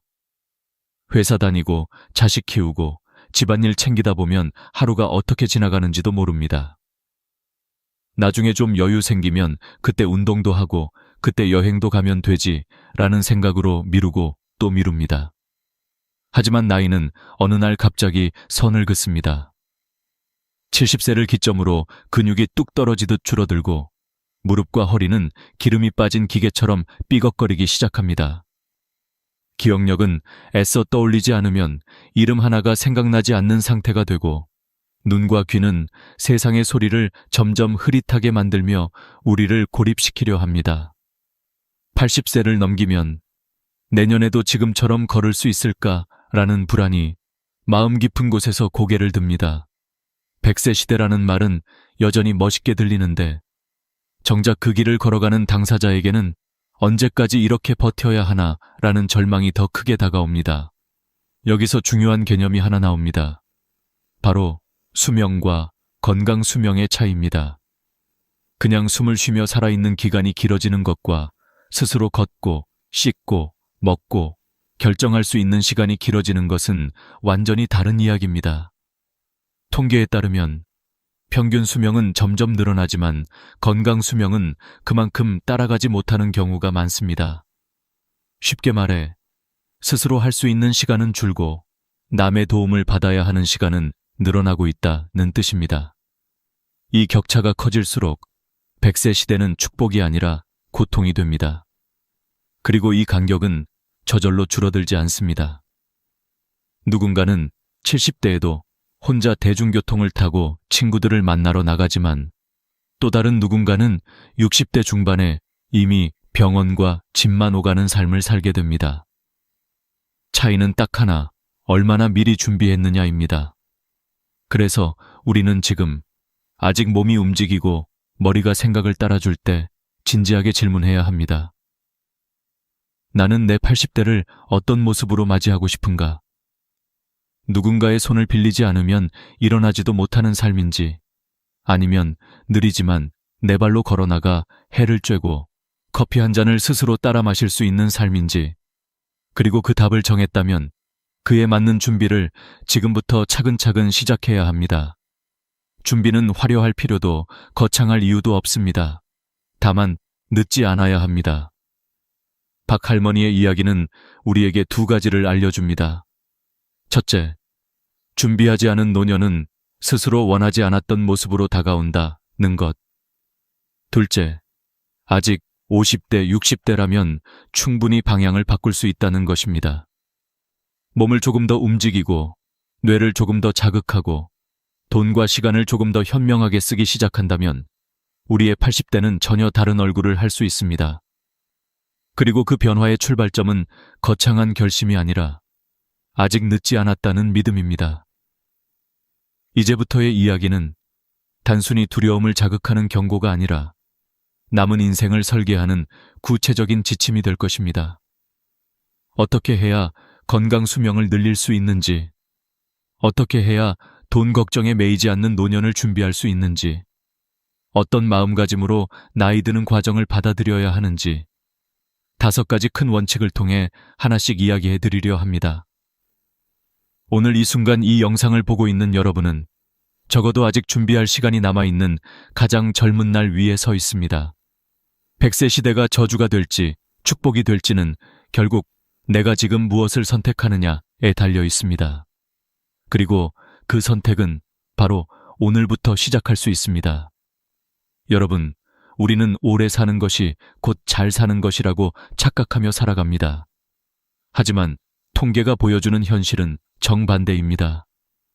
평균 수명이라는 화려한 숫자 뒤에는 우리가 거의 관심조차 두지 않는 훨씬 더 중요한 개념이 숨어 있습니다. 바로 건강 수명입니다. 건강 수명은 단순히 살아있는 기간이 아니라 내 힘으로 일어나고 걸을 수 있고 씻고 밥을 먹고 결정하고 사고하는 능력이 유지되는 시간을 의미합니다. 그런데 놀랍게도, 아니 충격적이게도 한국인의 평균 건강 수명은 생각보다 훨씬 짧습니다. 2023년 기준 한국 남성의 건강 수명은 65.6세입니다. 여성은 67.2세입니다. 그런데 실제 평균 수명은 남성 86.3세, 여성 90.7세입니다. 이 숫자의 의미를 정확히 이해하는 순간 많은 분들이 얼굴이 굳어집니다. 왜냐하면 의미는 단 한 가지이기 때문입니다. 남자는 약 20년, 여자는 약 23년을 건강하지 않은 상태로 살아야 한다는 뜻입니다. 여러분, 1년도 아니고 5년도 아니고 20년이 넘는 시간을 누군가에게 의지하며 살아간다는 것이 얼마나 긴 시간인지 상상해 보셨습니까? 어떤 분은 이렇게 말합니다. 나는 괜찮아. 나는 건강하니까. 하지만 건강이 언제까지 내 편일 거라고 확신할 수 있을까요? 70세를 넘기면 근육량은 10년 단위로 급격히 떨어지고 평생 함께 써온 관절은 비명을 지르기 시작합니다. 청력은 주변 사람들의 말을 놓치게 만들고 시력은 글자 하나를 읽는데도 집중해야 할 정도로 흐려집니다. 무엇보다 무섭고 은근하게 다가오는 것이 바로 뇌 기능의 쇠퇴입니다. 처음에는 단순히 깜빡하는 것 같지만 어느 순간부터는 익숙한 이름이 떠오르지 않고 지갑이나 휴대폰을 어디에 두었는지 잊어버리기 시작합니다. 그리고 바로 이 순간부터 인간은 스스로를 의심하게 되고 자신감을 잃고 세상과 조금씩 멀어져 갑니다. 대학병원에서 근무하는 한 지인은 이런 말을 자주 합니다. 정말 무서운 건 병이 아니라 준비하지 않은 노화입니다. 실제로 그의 관찰에 따르면 60대 후반까지는 대체로 잘 버티지만 75세를 넘기면서 상황이 급격하게 달라지는 경우가 많다고 합니다. 마치 보이지 않는 벽을 넘어가듯 체력과 생활 능력이 눈에 띄게 떨어지기가 시작된다는 것입니다. 골프를 즐기던 분들도 75세 전후로 대부분 체력이 버티지 못해 그만두게 되고 등산을 좋아하던 분들도 어느 순간부터는 계단 몇 칸만 올라가도 무릎이 떨려 멈춰 서는 일이 많아집니다. 이 시기를 의료진들은 급격한 기울기의 시기라고 부르기도 합니다. 마치 달리던 차가 갑자기 브레이크를 밟은 것처럼 어느 날 갑자기 삶의 속도가 변하는 것입니다. 그런데 이 변화가 더 무서운 이유는 하나입니다. 이후에는 되돌리기가 매우 어렵다는 사실입니다. 50대, 60대에는 운동을 안 하다가 다시 하면 어느 정도 회복됩니다. 하지만 80세가 넘어가면 회복이 아니라 유지가 목표가 되고 유지조차 버거운 날이 많아집니다. 여기서 우리가 반드시 기억해야 할 진실이 있습니다. 수명을 늘리는 것은 의학이 해주지만 건강 수명을 늘리는 것은 오직 본인만이 할 수 있다는 것입니다. 수명과 건강 수명이 벌어질수록 남은 삶은 살아있음이 아니라 견디는 시간이 됩니다. 그리고 그 고통의 기간은 앞으로 더 길어질 전망입니다. 실제로 최근 통계에서는 충격적인 결과가 나왔습니다. 평균 수명은 매년 늘어나고 있지만 건강 수명은 오히려 줄어들고 있다는 것입니다. 즉, 더 오래 살지만 더 오래 아프다는 뜻입니다. 여기에는 생활 방식의 변화가 큰 영향을 주고 있습니다. 자극적인 음식, 운동 부족, 수면 부족, 스트레스, 앉아서만 하는 일상. 이 모든 것들이 결국 나중에 큰 대가로 돌아옵니다. 박씨 할머니가 보여준 현실은 결코 특별한 사례가 아닙니다. 70대를 넘으면 대부분의 사람들에게 나타나는 자연스러운 현상입니다. 그런데 문제는 대부분의 사람들은 이런 현실을 60대 때는 전혀 체감하지 못한다는 점입니다. 그래서 대비하지 않습니다. 나는 아직 멀었어. 난 유전적으로 오래 사니까 괜찮아. 70대쯤 되면 천천히 준비하면 되지. 이런 생각이 우리를 방심하게 만듭니다. 그러나 노화는 갑자기 오고 준비는 시간이 필요합니다. 그래서 더 늦기 전에 자신의 몸과 마음 상태를 객관적으로 바라볼 필요가 있습니다. 건강검진의 숫자뿐 아니라 나는 내 힘으로 80세, 90세를 살아낼 수 있을까? 라는 질문을 스스로에게 던져야 합니다. 그 질문이 불편하고 무서울수록 지금 당장 준비해야 한다는 의미이기도 합니다. 그리고 한 가지 희망적인 사실도 있습니다. 건강 수명은 타고나는 것이 아니라 만들어가는 것이라는 점입니다. 지금 생활 습관을 바꾸고 몸을 움직이고 뇌를 자극하고 먹는 것을 관리하면 건강 수명은 분명히 더 길어질 수 있습니다. 나이가 들수록 오래 사는 것이 아니라 좋게 사는 것이 목표가 되어야 합니다. 여러분의 80대와 90대는 지금부터 어떤 선택을 하느냐에 달려 있습니다. 건강 수명을 늘리는 일은 어느 누구도 대신해 줄 수 없습니다. 그 책임도 그 보상도 오직 여러분의 몫입니다. 그리고 오늘이 여러분이 인생에서 마주하게 될 가장 젊은 날입니다. 이제 다음 부분에서는 왜 70세 이후 몸과 마음이 이렇게 급격하게 무너지는지, 그리고 이를 막기 위해 어떤 준비가 필요한지 더 깊게 이야기해 보겠습니다.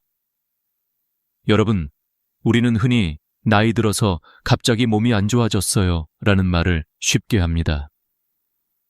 하지만 진실은 다릅니다. 노화는 절대 갑자기 오는 것이 아닙니다. 오랫동안 조용히, 천천히, 그리고 꾸준히 몸속 깊은 곳에서 진행되다가 어느 순간 겉으로 드러날 뿐입니다.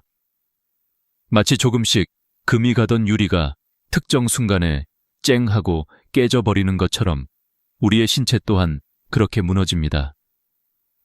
많은 전문가들이 70세 전후는 인생의 두 번째 고비라고 말합니다.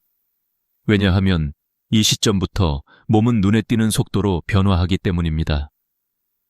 근육 감소 속도는 2배 이상 빨라지고 단 길 2년만 운동을 쉬어도 노인의 체력은 어린아이 수준으로 떨어질 수 있습니다. 관절은 40년, 50년 사용해온 기계처럼 마모가 진행되어 통증이 찾아오고 뼈 밀도는 줄어 넘어지면 쉽게 골절이 발생합니다. 한번 골절이 생기면 회복 속도는 젊을 때의 절반 이하로 떨어지고 심하면 누워 지내는 시간이 길어지면서 신체 기능 전체가 연쇄적으로 약해집니다. 특히 무서운 것은 근육량 감소, 즉 사르코페니아입니다. 근육이 빠지면 단순히 힘이 없는 것이 아니라 균형 감각이 떨어져 넘어지기 쉽고 기초대사량이 낮아져 살이 쉽게 붙으며 당뇨, 고혈압 같은 질환도 악화됩니다. 한번 빠진 근육은 노년기에는 다시 채우기 어렵습니다. 그래서 70세를 넘겨 갑자기 계단이 무섭다, 앉았다, 일어나기가 힘들다, 조금 걸어도 숨이 찬다는 느낌이 들기 시작하면 이미 몸속에서는 큰 변화가 진행되고 있는 것입니다. 여기에 더해 뇌 기능의 변화도 본격적으로 나타납니다. 기억력 저하, 집중력 감소, 판단력 둔화가 아주 서서히 시작되지만 어느 순간부터는 일상생활에 영향을 미칠 정도가 됩니다. 예를 들면 휴대폰을 두고 나온 사실을 잊어버린다거나 약을 먹었는지 안 먹었는지 기억이 안 난다거나 익숙한 지도를 보고도 길을 잃는 일이 생깁니다.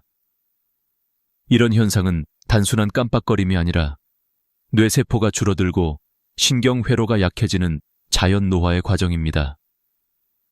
문제는 이 시기를 제대로 대비하지 않으면 삶의 질이 급격하게 떨어진다는 것입니다. 몸이 약해지면 활동이 줄고 활동이 줄면 근육은 더 빠르게 감소하고 근육이 감소하면 다시 활동할 수 없게 되는 악순환의 고리가 만들어집니다. 그리고 이 악순환이 몇 년만 이어져도 사람은 급격하게 노쇠해버립니다. 어느 75세 남성은 이렇게 말했습니다. 나는 여전히 내 마음은 50대인데 내 몸은 이미 90대입니다. 하지만 모든 노인이 똑같은 길을 걷는 것은 아닙니다. 어떤 분들은 75세에도 자전거를 타고 산책을 하며 활기찬 삶을 살아갑니다.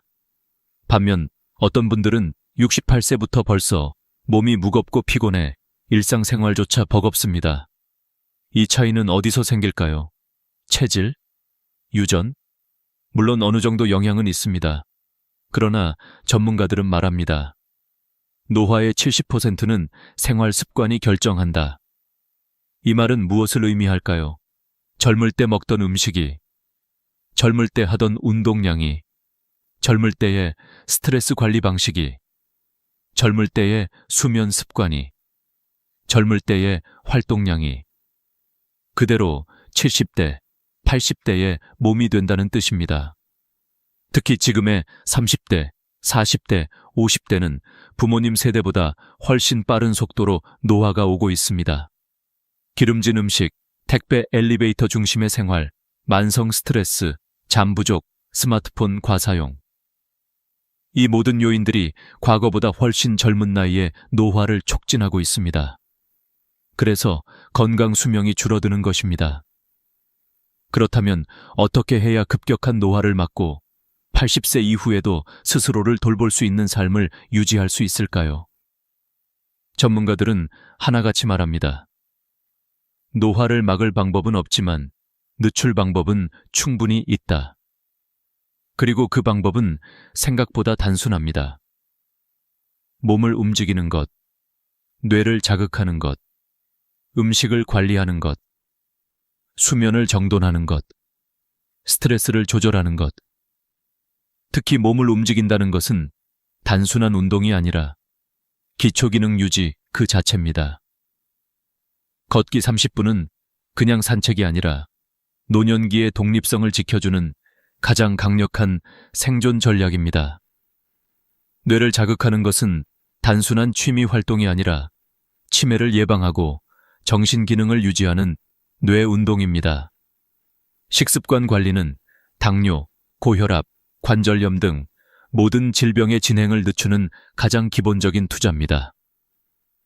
여러분, 지금의 일상이 바로 여러분의 80대가 됩니다. 80대의 모습은 미래에 갑자기 만들어지는 것이 아니라 오늘 하루의 반복이 모여 만들어지는 것입니다. 그래서 지금부터라도 작은 것 하나라도 바꾸는 순간 여러분의 미래는 달라질 수 있습니다. 다음 부분에서는 실제로 건강 수명을 늘리고 80세 이후에도 독립적인 삶을 살기 위해 반드시 실천해야 할 구체적인 방법들을 하나씩 알려드리겠습니다. 여러분의 몸과 마음을 지키는 가장 현실적이면서도 확실한 방법들입니다.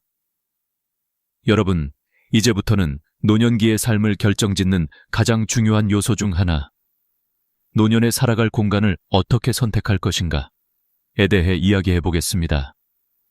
사람은 환경의 영향을 강하게 받는 존재입니다. 특히 70세 이후에는 주거 환경이 건강, 감정, 활동성, 인간관계까지 모두 좌우하는 가장 결정적인 요소가 됩니다. 그래서 이 부분을 잘못 선택하면 남은 10년, 20년이 불행으로 이어지고, 반대로 올바르게 선택하면 그 시기가 평생 중 가장 편안하고 행복한 시간이 될 수 있습니다. 많은 분들이 퇴직 후 시골에서 조용히 살고 싶다고 말합니다. 새소리 들으며 아침을 맞고 채소를 직접 키우고 공기 좋은 곳에서 여유롭게 살고 싶다는 로망이 있지요. 하지만 실제로는 이 로망이 노년기에 가장 위험한 선택이 될 수도 있습니다. 그 이유를 알려드리겠습니다.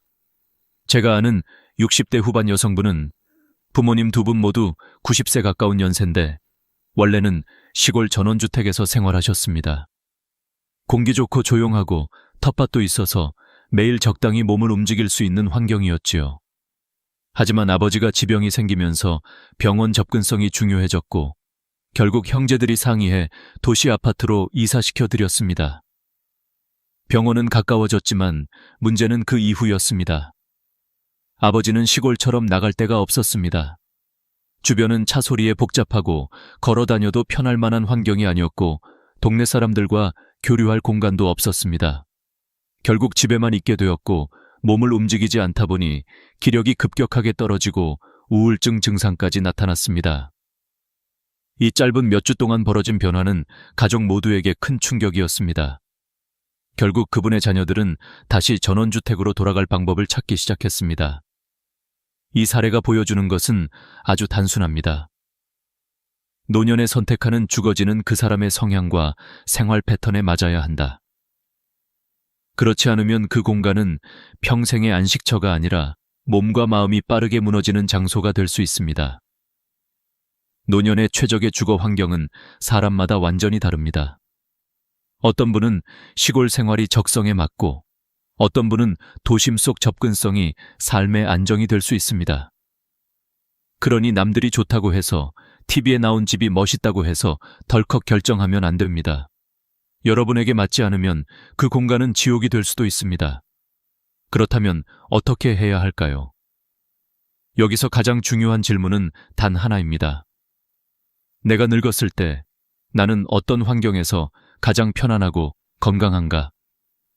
이 질문을 기준으로 노년기 주거 선택을 하나씩 점검해 보겠습니다. 첫째, 내가 외향적인 사람인가? 내향적인 사람인가? 외향적인 분들은 사람과 어울리는 생활이 건강에 직접적인 영향을 미칩니다. 이런 분들은 복지관이 가까운 도시형 주거지, 지하철과 시장이 가까운 아파트가 훨씬 적합합니다. 반면 내향적이고 혼자만의 시간이 편한 분들은 시골이나 교외 주택형이 오히려 더 마음이 편안할 수 있습니다. 다만 병원 접근성과 안전성은 반드시 고려해야 합니다. 둘째, 나는 몸을 얼마나 움직이는 사람인가? 텃밭을 가꾸거나 마당 정리를 좋아하는 분들은 시골 생활이 오히려 건강 유지에 더 좋습니다. 반대로 활동량이 적고 외출이 부담스러운 분들은 시골에 내려가면 움직임이 더 줄어들어 건강이 나빠집니다. 셋째, 건강 문제는 얼마나 자주 발생하는가? 고혈압, 당뇨, 심장질환, 관절 문제 등 병원 출입이 잦으면 반드시 병원 접근성이 좋은 곳을 선택해야 합니다. 넷째, 이웃과의 관계를 어떻게 생각하는가? 노년기에는 관계가 건강의 핵심입니다. 도시든 시골이든 최소한 한 명 이상 정서적 교류가 가능한 이웃이 있느냐가 삶의 질을 결정합니다. 다섯째, 안전성은 충분한가? 특히 혼자 사는 고령자는 실내 안전이 매우 중요합니다. 미끄러지지 않는 욕실, 안전 손잡이, 엘리베이터, 응급시, 바로 연락 가능한 시스템 등은 필수입니다. 이 5가지 중 단 하나라도 맞지 않으면 그 주거지는 여러분에게 위험할 수 있습니다. 사람은 누구나 나이 들어 몸이 약해지고 혼자 있는 시간이 많아지며 감정이 예민해지고 신체적 정서적 취약성이 증가합니다. 노년기 주거 환경은 단순한 집이 아니라 내 몸과 마음을 지키는 보호막입니다. 그래서 지금 50대, 60대, 70대라면 반드시 진지하게 고민해 보셔야 합니다. 나는 앞으로 어디에서 어떻게 살 것인가? 지금은 단순한 고민일지 몰라도 10년 후에는 선택의 결과가 여러분의 건강, 행복, 생존까지 결정할 것입니다. 지금 선택하는 공간이 곧 여러분의 80대 모습이 됩니다. 다음 부분에서는 노화를 바라보는 관점을 바꾸고 스스로를 젊은 존재로 받아들이는 것이 왜 삶을 완전히 달라지게 만드는지 과학적 근거와 심리학적 통찰을 바탕으로 깊이 있게 이야기해드리겠습니다. 여러분, 지금부터는 노년기를 가장 밝게, 가장 강하게, 가장 아름답게 만드는 결정적인 요소, 바로 노화를 바라보는 관점 자문에 대해 깊이 이야기해 보겠습니다. 사람은 누구나 늙습니다. 피부가 처지고, 머리가 희어지고, 근력이 떨어지고, 몸이 예전 같지 않은 건 자연스러운 흐름입니다. 그런데 신기한 사실이 하나 있습니다. 같은 나이인데도 어떤 사람은 더 빨리 늙고, 어떤 사람은 20년은 젊어 보일 정도로 활력이 넘친다는 것입니다. 그 차이를 만드는 핵심 요인은 무엇일까요? 바로 생각의 방향입니다. 나는 늙었다 라고 자주 말하는 사람의 신체는 실제로 더 빨리 늙는다. 미국 오리건 주립대 연구팀은 놀라운 연구 결과를 발표했습니다. 노화에 대해 부정적인 생각을 자주 하는 사람일수록 신체 노화가 더 빨리 진행된다는 것입니다. 실제로 나는 다 늙었어. 이 나이에 뭘 해? 이제 그냥 죽을 날만 기다려야지 와 같은 말들을 반복하는 사람은 뇌 기능이 더 빠르게 저하되고 근육량 감소 속도가 빨라지고 회복력이 현저히 떨어지며 우울감과 무기력이 심해지는 경향이 있다고 밝혀졌습니다. 말투와 생각이 몸의 속도를 결정하는 셈입니다. 우리 몸은 생각보다 훨씬 민감한 존재입니다. 생각이 바뀌면 신체가 바뀌고 신체가 바뀌면 삶이 바뀝니다. 나이 들면 다 그렇지 라는 말이 위험한 이유 많은 분들이 이렇게 말합니다. 이 나이에 어디가 멀쩡하겠어. 늙으면 그냥 시들어가는 거지. 살 만큼 살았으니 이제 내려갈 일만 남았지. 이런 말은 스스로의 가능성을 잘라버리는 말입니다. 나이를 핑계로 아무것도 시작하지 않으면 70세의 뇌는 70세 같지 않고 90세의 뇌처럼 급격히 꺼져버립니다. 몸도 마찬가지입니다. 움직이지 않으면 6개월이면 근육이 절반 가까이 줄고 무기력이 일상이 됩니다. 그런데 여러분 주변을 잘 보시면 알 수 있습니다. 같은 나이인데도 활기 넘치는 분들과 항상 누워 지내는 분들의 삶은 완전히 다릅니다. 그리고 그 차이를 만드는 것은 돈도 아니고 건강도 아닙니다. 바로 노인 스스로의 생각입니다. 나는 아직 젊어 라고 말하는 사람의 뇌는 실제로 더 젊게 유지된다. 건강 전문가들은 공통적으로 말합니다. 늙었다고 생각하는 순간 뇌는 늙기 시작한다. 하지만 젊다고 생각하는 순간 뇌는 다시 활동을 시작한다. 만약 65세에 나도 뭔가 배워볼까? 이제 시작해볼까? 라고 생각하는 분은 뇌가 새 뉴런을 만들고 기억력, 집중력, 판단력이 유지됩니다.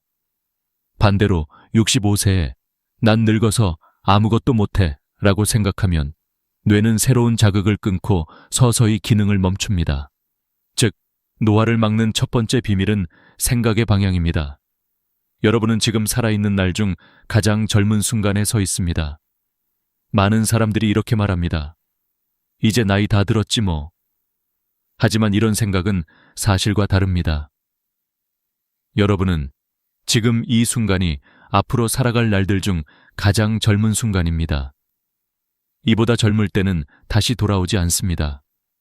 그래서 생각을 이렇게 바꾸는 것이 중요합니다. 오늘이 가장 젊다. 오늘이 가장 빠르다. 오늘이 가장 시작하기 좋은 날이다. 이 한마디만 바뀌어도 걷는 속도가 달라지고, 표정이 달라지고, 말투가 달라지고, 사람을 대하는 태도가 달라지고, 새로운 일에 도전하는 힘이 생깁니다. 노화는 생물학적 과정이지만 삶의 속도는 여러분이 결정합니다. 70대가 되면 잃은 것이 많아 보이지만 사실은 얻은 것도 많습니다. 연구에 따르면 많은 노인들이 나이 듦을 부정적으로 바라보는 이유는 잃는 것만 보이기 때문입니다. 하지만 노인에게는 젊은이들이 절대 갖지 못한 엄청난 장점이 있습니다. 살아온 경험, 사람을 보는 눈, 마음의 여유, 실수에 대한 내성, 감정의 절제력, 삶을 바라보는 깊은 지혜. 이 모든 것은 시간이 흘러야만 가질 수 있는 오직 나이 든 사람만이 가진 귀중한 자산입니다. 젊은이들은 이걸 갖고 싶어도 그저 기다리는 수밖에 없습니다. 그런데 우리는 이미 가지고 있습니다. 이 사실을 잡고 있는 것입니다. 그래서 나이 듦을 부정적으로 바라보는 대신 나는 많은 걸 잃었지만 더 많은 지혜를 얻었다. 이제야 비로소 내 삶을 제대로 살아갈 준비가 되었다. 이렇게 생각하는 것만으로도 노년기의 삶의 질은 극적으로 달라집니다. 노화를 인정하는 순간 노화는 멈춘다. 중요한 사실이 하나 있습니다. 노화를 막으려 할수록 불안해지고 스트레스가 생기고 오히려 더 빨리 늙습니다. 하지만 노화를 자연스럽게 받아들이는 순간 마음이 안정되고 노화 속도도 느려집니다. 지금의 나는 내 인생에서 가장 현명한 시기다. 이렇게 생각하는 노인은 실제로 더 오래 건강하게 삽니다. 노년의 가장 위험한 것은 몸이 늙는 것보다 마음이 먼저 늙어버리는 것입니다. 반대로 몸이 조금 늙었어도 마음이 젊으면 다시 삶이 시작됩니다. 여러분은 그 어떤 나이에서도 늦지 않았습니다. 오늘의 생각을 바꾸는 것만으로도 남은 삶의 질은 10배, 100배 달라질 수 있습니다. 다음 부분에서는 지금까지 이야기한 원칙을 실제 노년기 삶에 어떻게 적용해야 하는지, 여러분이 80세, 90세가 되어도 스스로 걷고 움직이고 생각하고 느끼며 살아갈 수 있는 가장 실질적인 방법을 알려드리겠습니다. 여러분, 우리는 이제 100세 시대를 살아가고 있습니다. 예전에는 상상조차 하지 못했던 길고 긴 삶의 여정 속에서 우리가 진정 준비해야 하는 것은 단순히 오래 사는 것이 아니라 어떻게 건강하고 주체적으로 오래 사느냐 입니다. 오늘까지 말씀드린 5가지 원칙, 배움, 자금 관리, 슬로우 에이징, 주거 선택, 그리고 노화를 바라보는 관점, 이 모두 하나의 결론을 향합니다. 그 결론은 바로 여러분은 앞으로 살아갈 날 중 오늘이 가장 젊다 는 사실입니다. 그리고 이 진실을 깨닫는 순간부터 노년의 삶은 완전히 다른 얼굴을 가지게 됩니다. 80세의 삶은 미리 준비한 60대, 70대가 만든다. 나이가 들어 몸과 마음이 약해지고 움직임이 줄어드는 것은 자연스러운 현상입니다. 하지만 그것이 반드시 불행을 의미하는 것은 아닙니다. 미리 준비한 사람들은 80세에도 90세에도 자기 인생의 주인이 됩니다. 걷고 싶을 때 걸을 수 있고, 먹고 싶은 음식을 직접 선택하고, 사람들과 즐겁게 대화하고, 일상의 작은 기쁨을 느낄 수 있는 삶. 이것이 바로 우리가 꿈꾸는 노년의 모습입니다. 그러나 준비가 없다면 현실은 완전히 다릅니다. 기력이 떨어지고, 걷는 것이 불편해지고, 기억은 흐려지고, 몸은 움직이기 힘들어지고, 결국 누군가의 도움이 없이는 하루도 살아갈 수 없는 삶이 찾아옵니다. 그리고 이런 고통스러운 말년은 결코 우연히 찾아오는 것이 아닙니다. 준비하지 않은 50대와 60대의 습관이 80대의 현실을 만든다는 겁니다. 매일의 작은 선택이 여러분의 10년 후를 바꾼다. 노년을 잘 살아가는 사람들은 모두 공통점이 있습니다. 그들은 거창한 것을 하지 않습니다. 대신 매일 아주 작은 실천을 꾸준히 합니다. 매일 30분 걷기, 매일 3가지 감사 쓰기, 하루 10분 스트레칭, 조금 더 건강한 음식을 선택하기, 한 달에 한 번 새로운 것 배우기, 사람 한 명이라도 진심으로 대하기. 이런 작은 선택들이 쌓이고 쌓여 여러분의 5년 뒤, 10년 뒤, 20년 뒤의 삶을 완전히 바꿉니다. 노년을 잘 준비하는 데 있어 가장 중요한 것은 완벽함이 아니라 지속성입니다. 조금 느려도 괜찮습니다. 조금 서툴러도 괜찮습니다. 중요한 건 포기하지 않는 마음, 그리고 오늘 한 걸음 내딛는 용기입니다. 여러분은 약해지는 존재가 아니라 깊어지는 존재입니다. 나이가 들면 피부는 약해지고 관절은 소모되지만 여러분의 눈빛은 더 깊어지고 마음은 더 넓어집니다. 젊은 시절에는 갖지 못했던 지혜, 관찰력, 사람을 보는 힘, 삶의 통찰이 생기기 때문입니다. 그래서 노년은 결코 무너지는 시기가 아닙니다.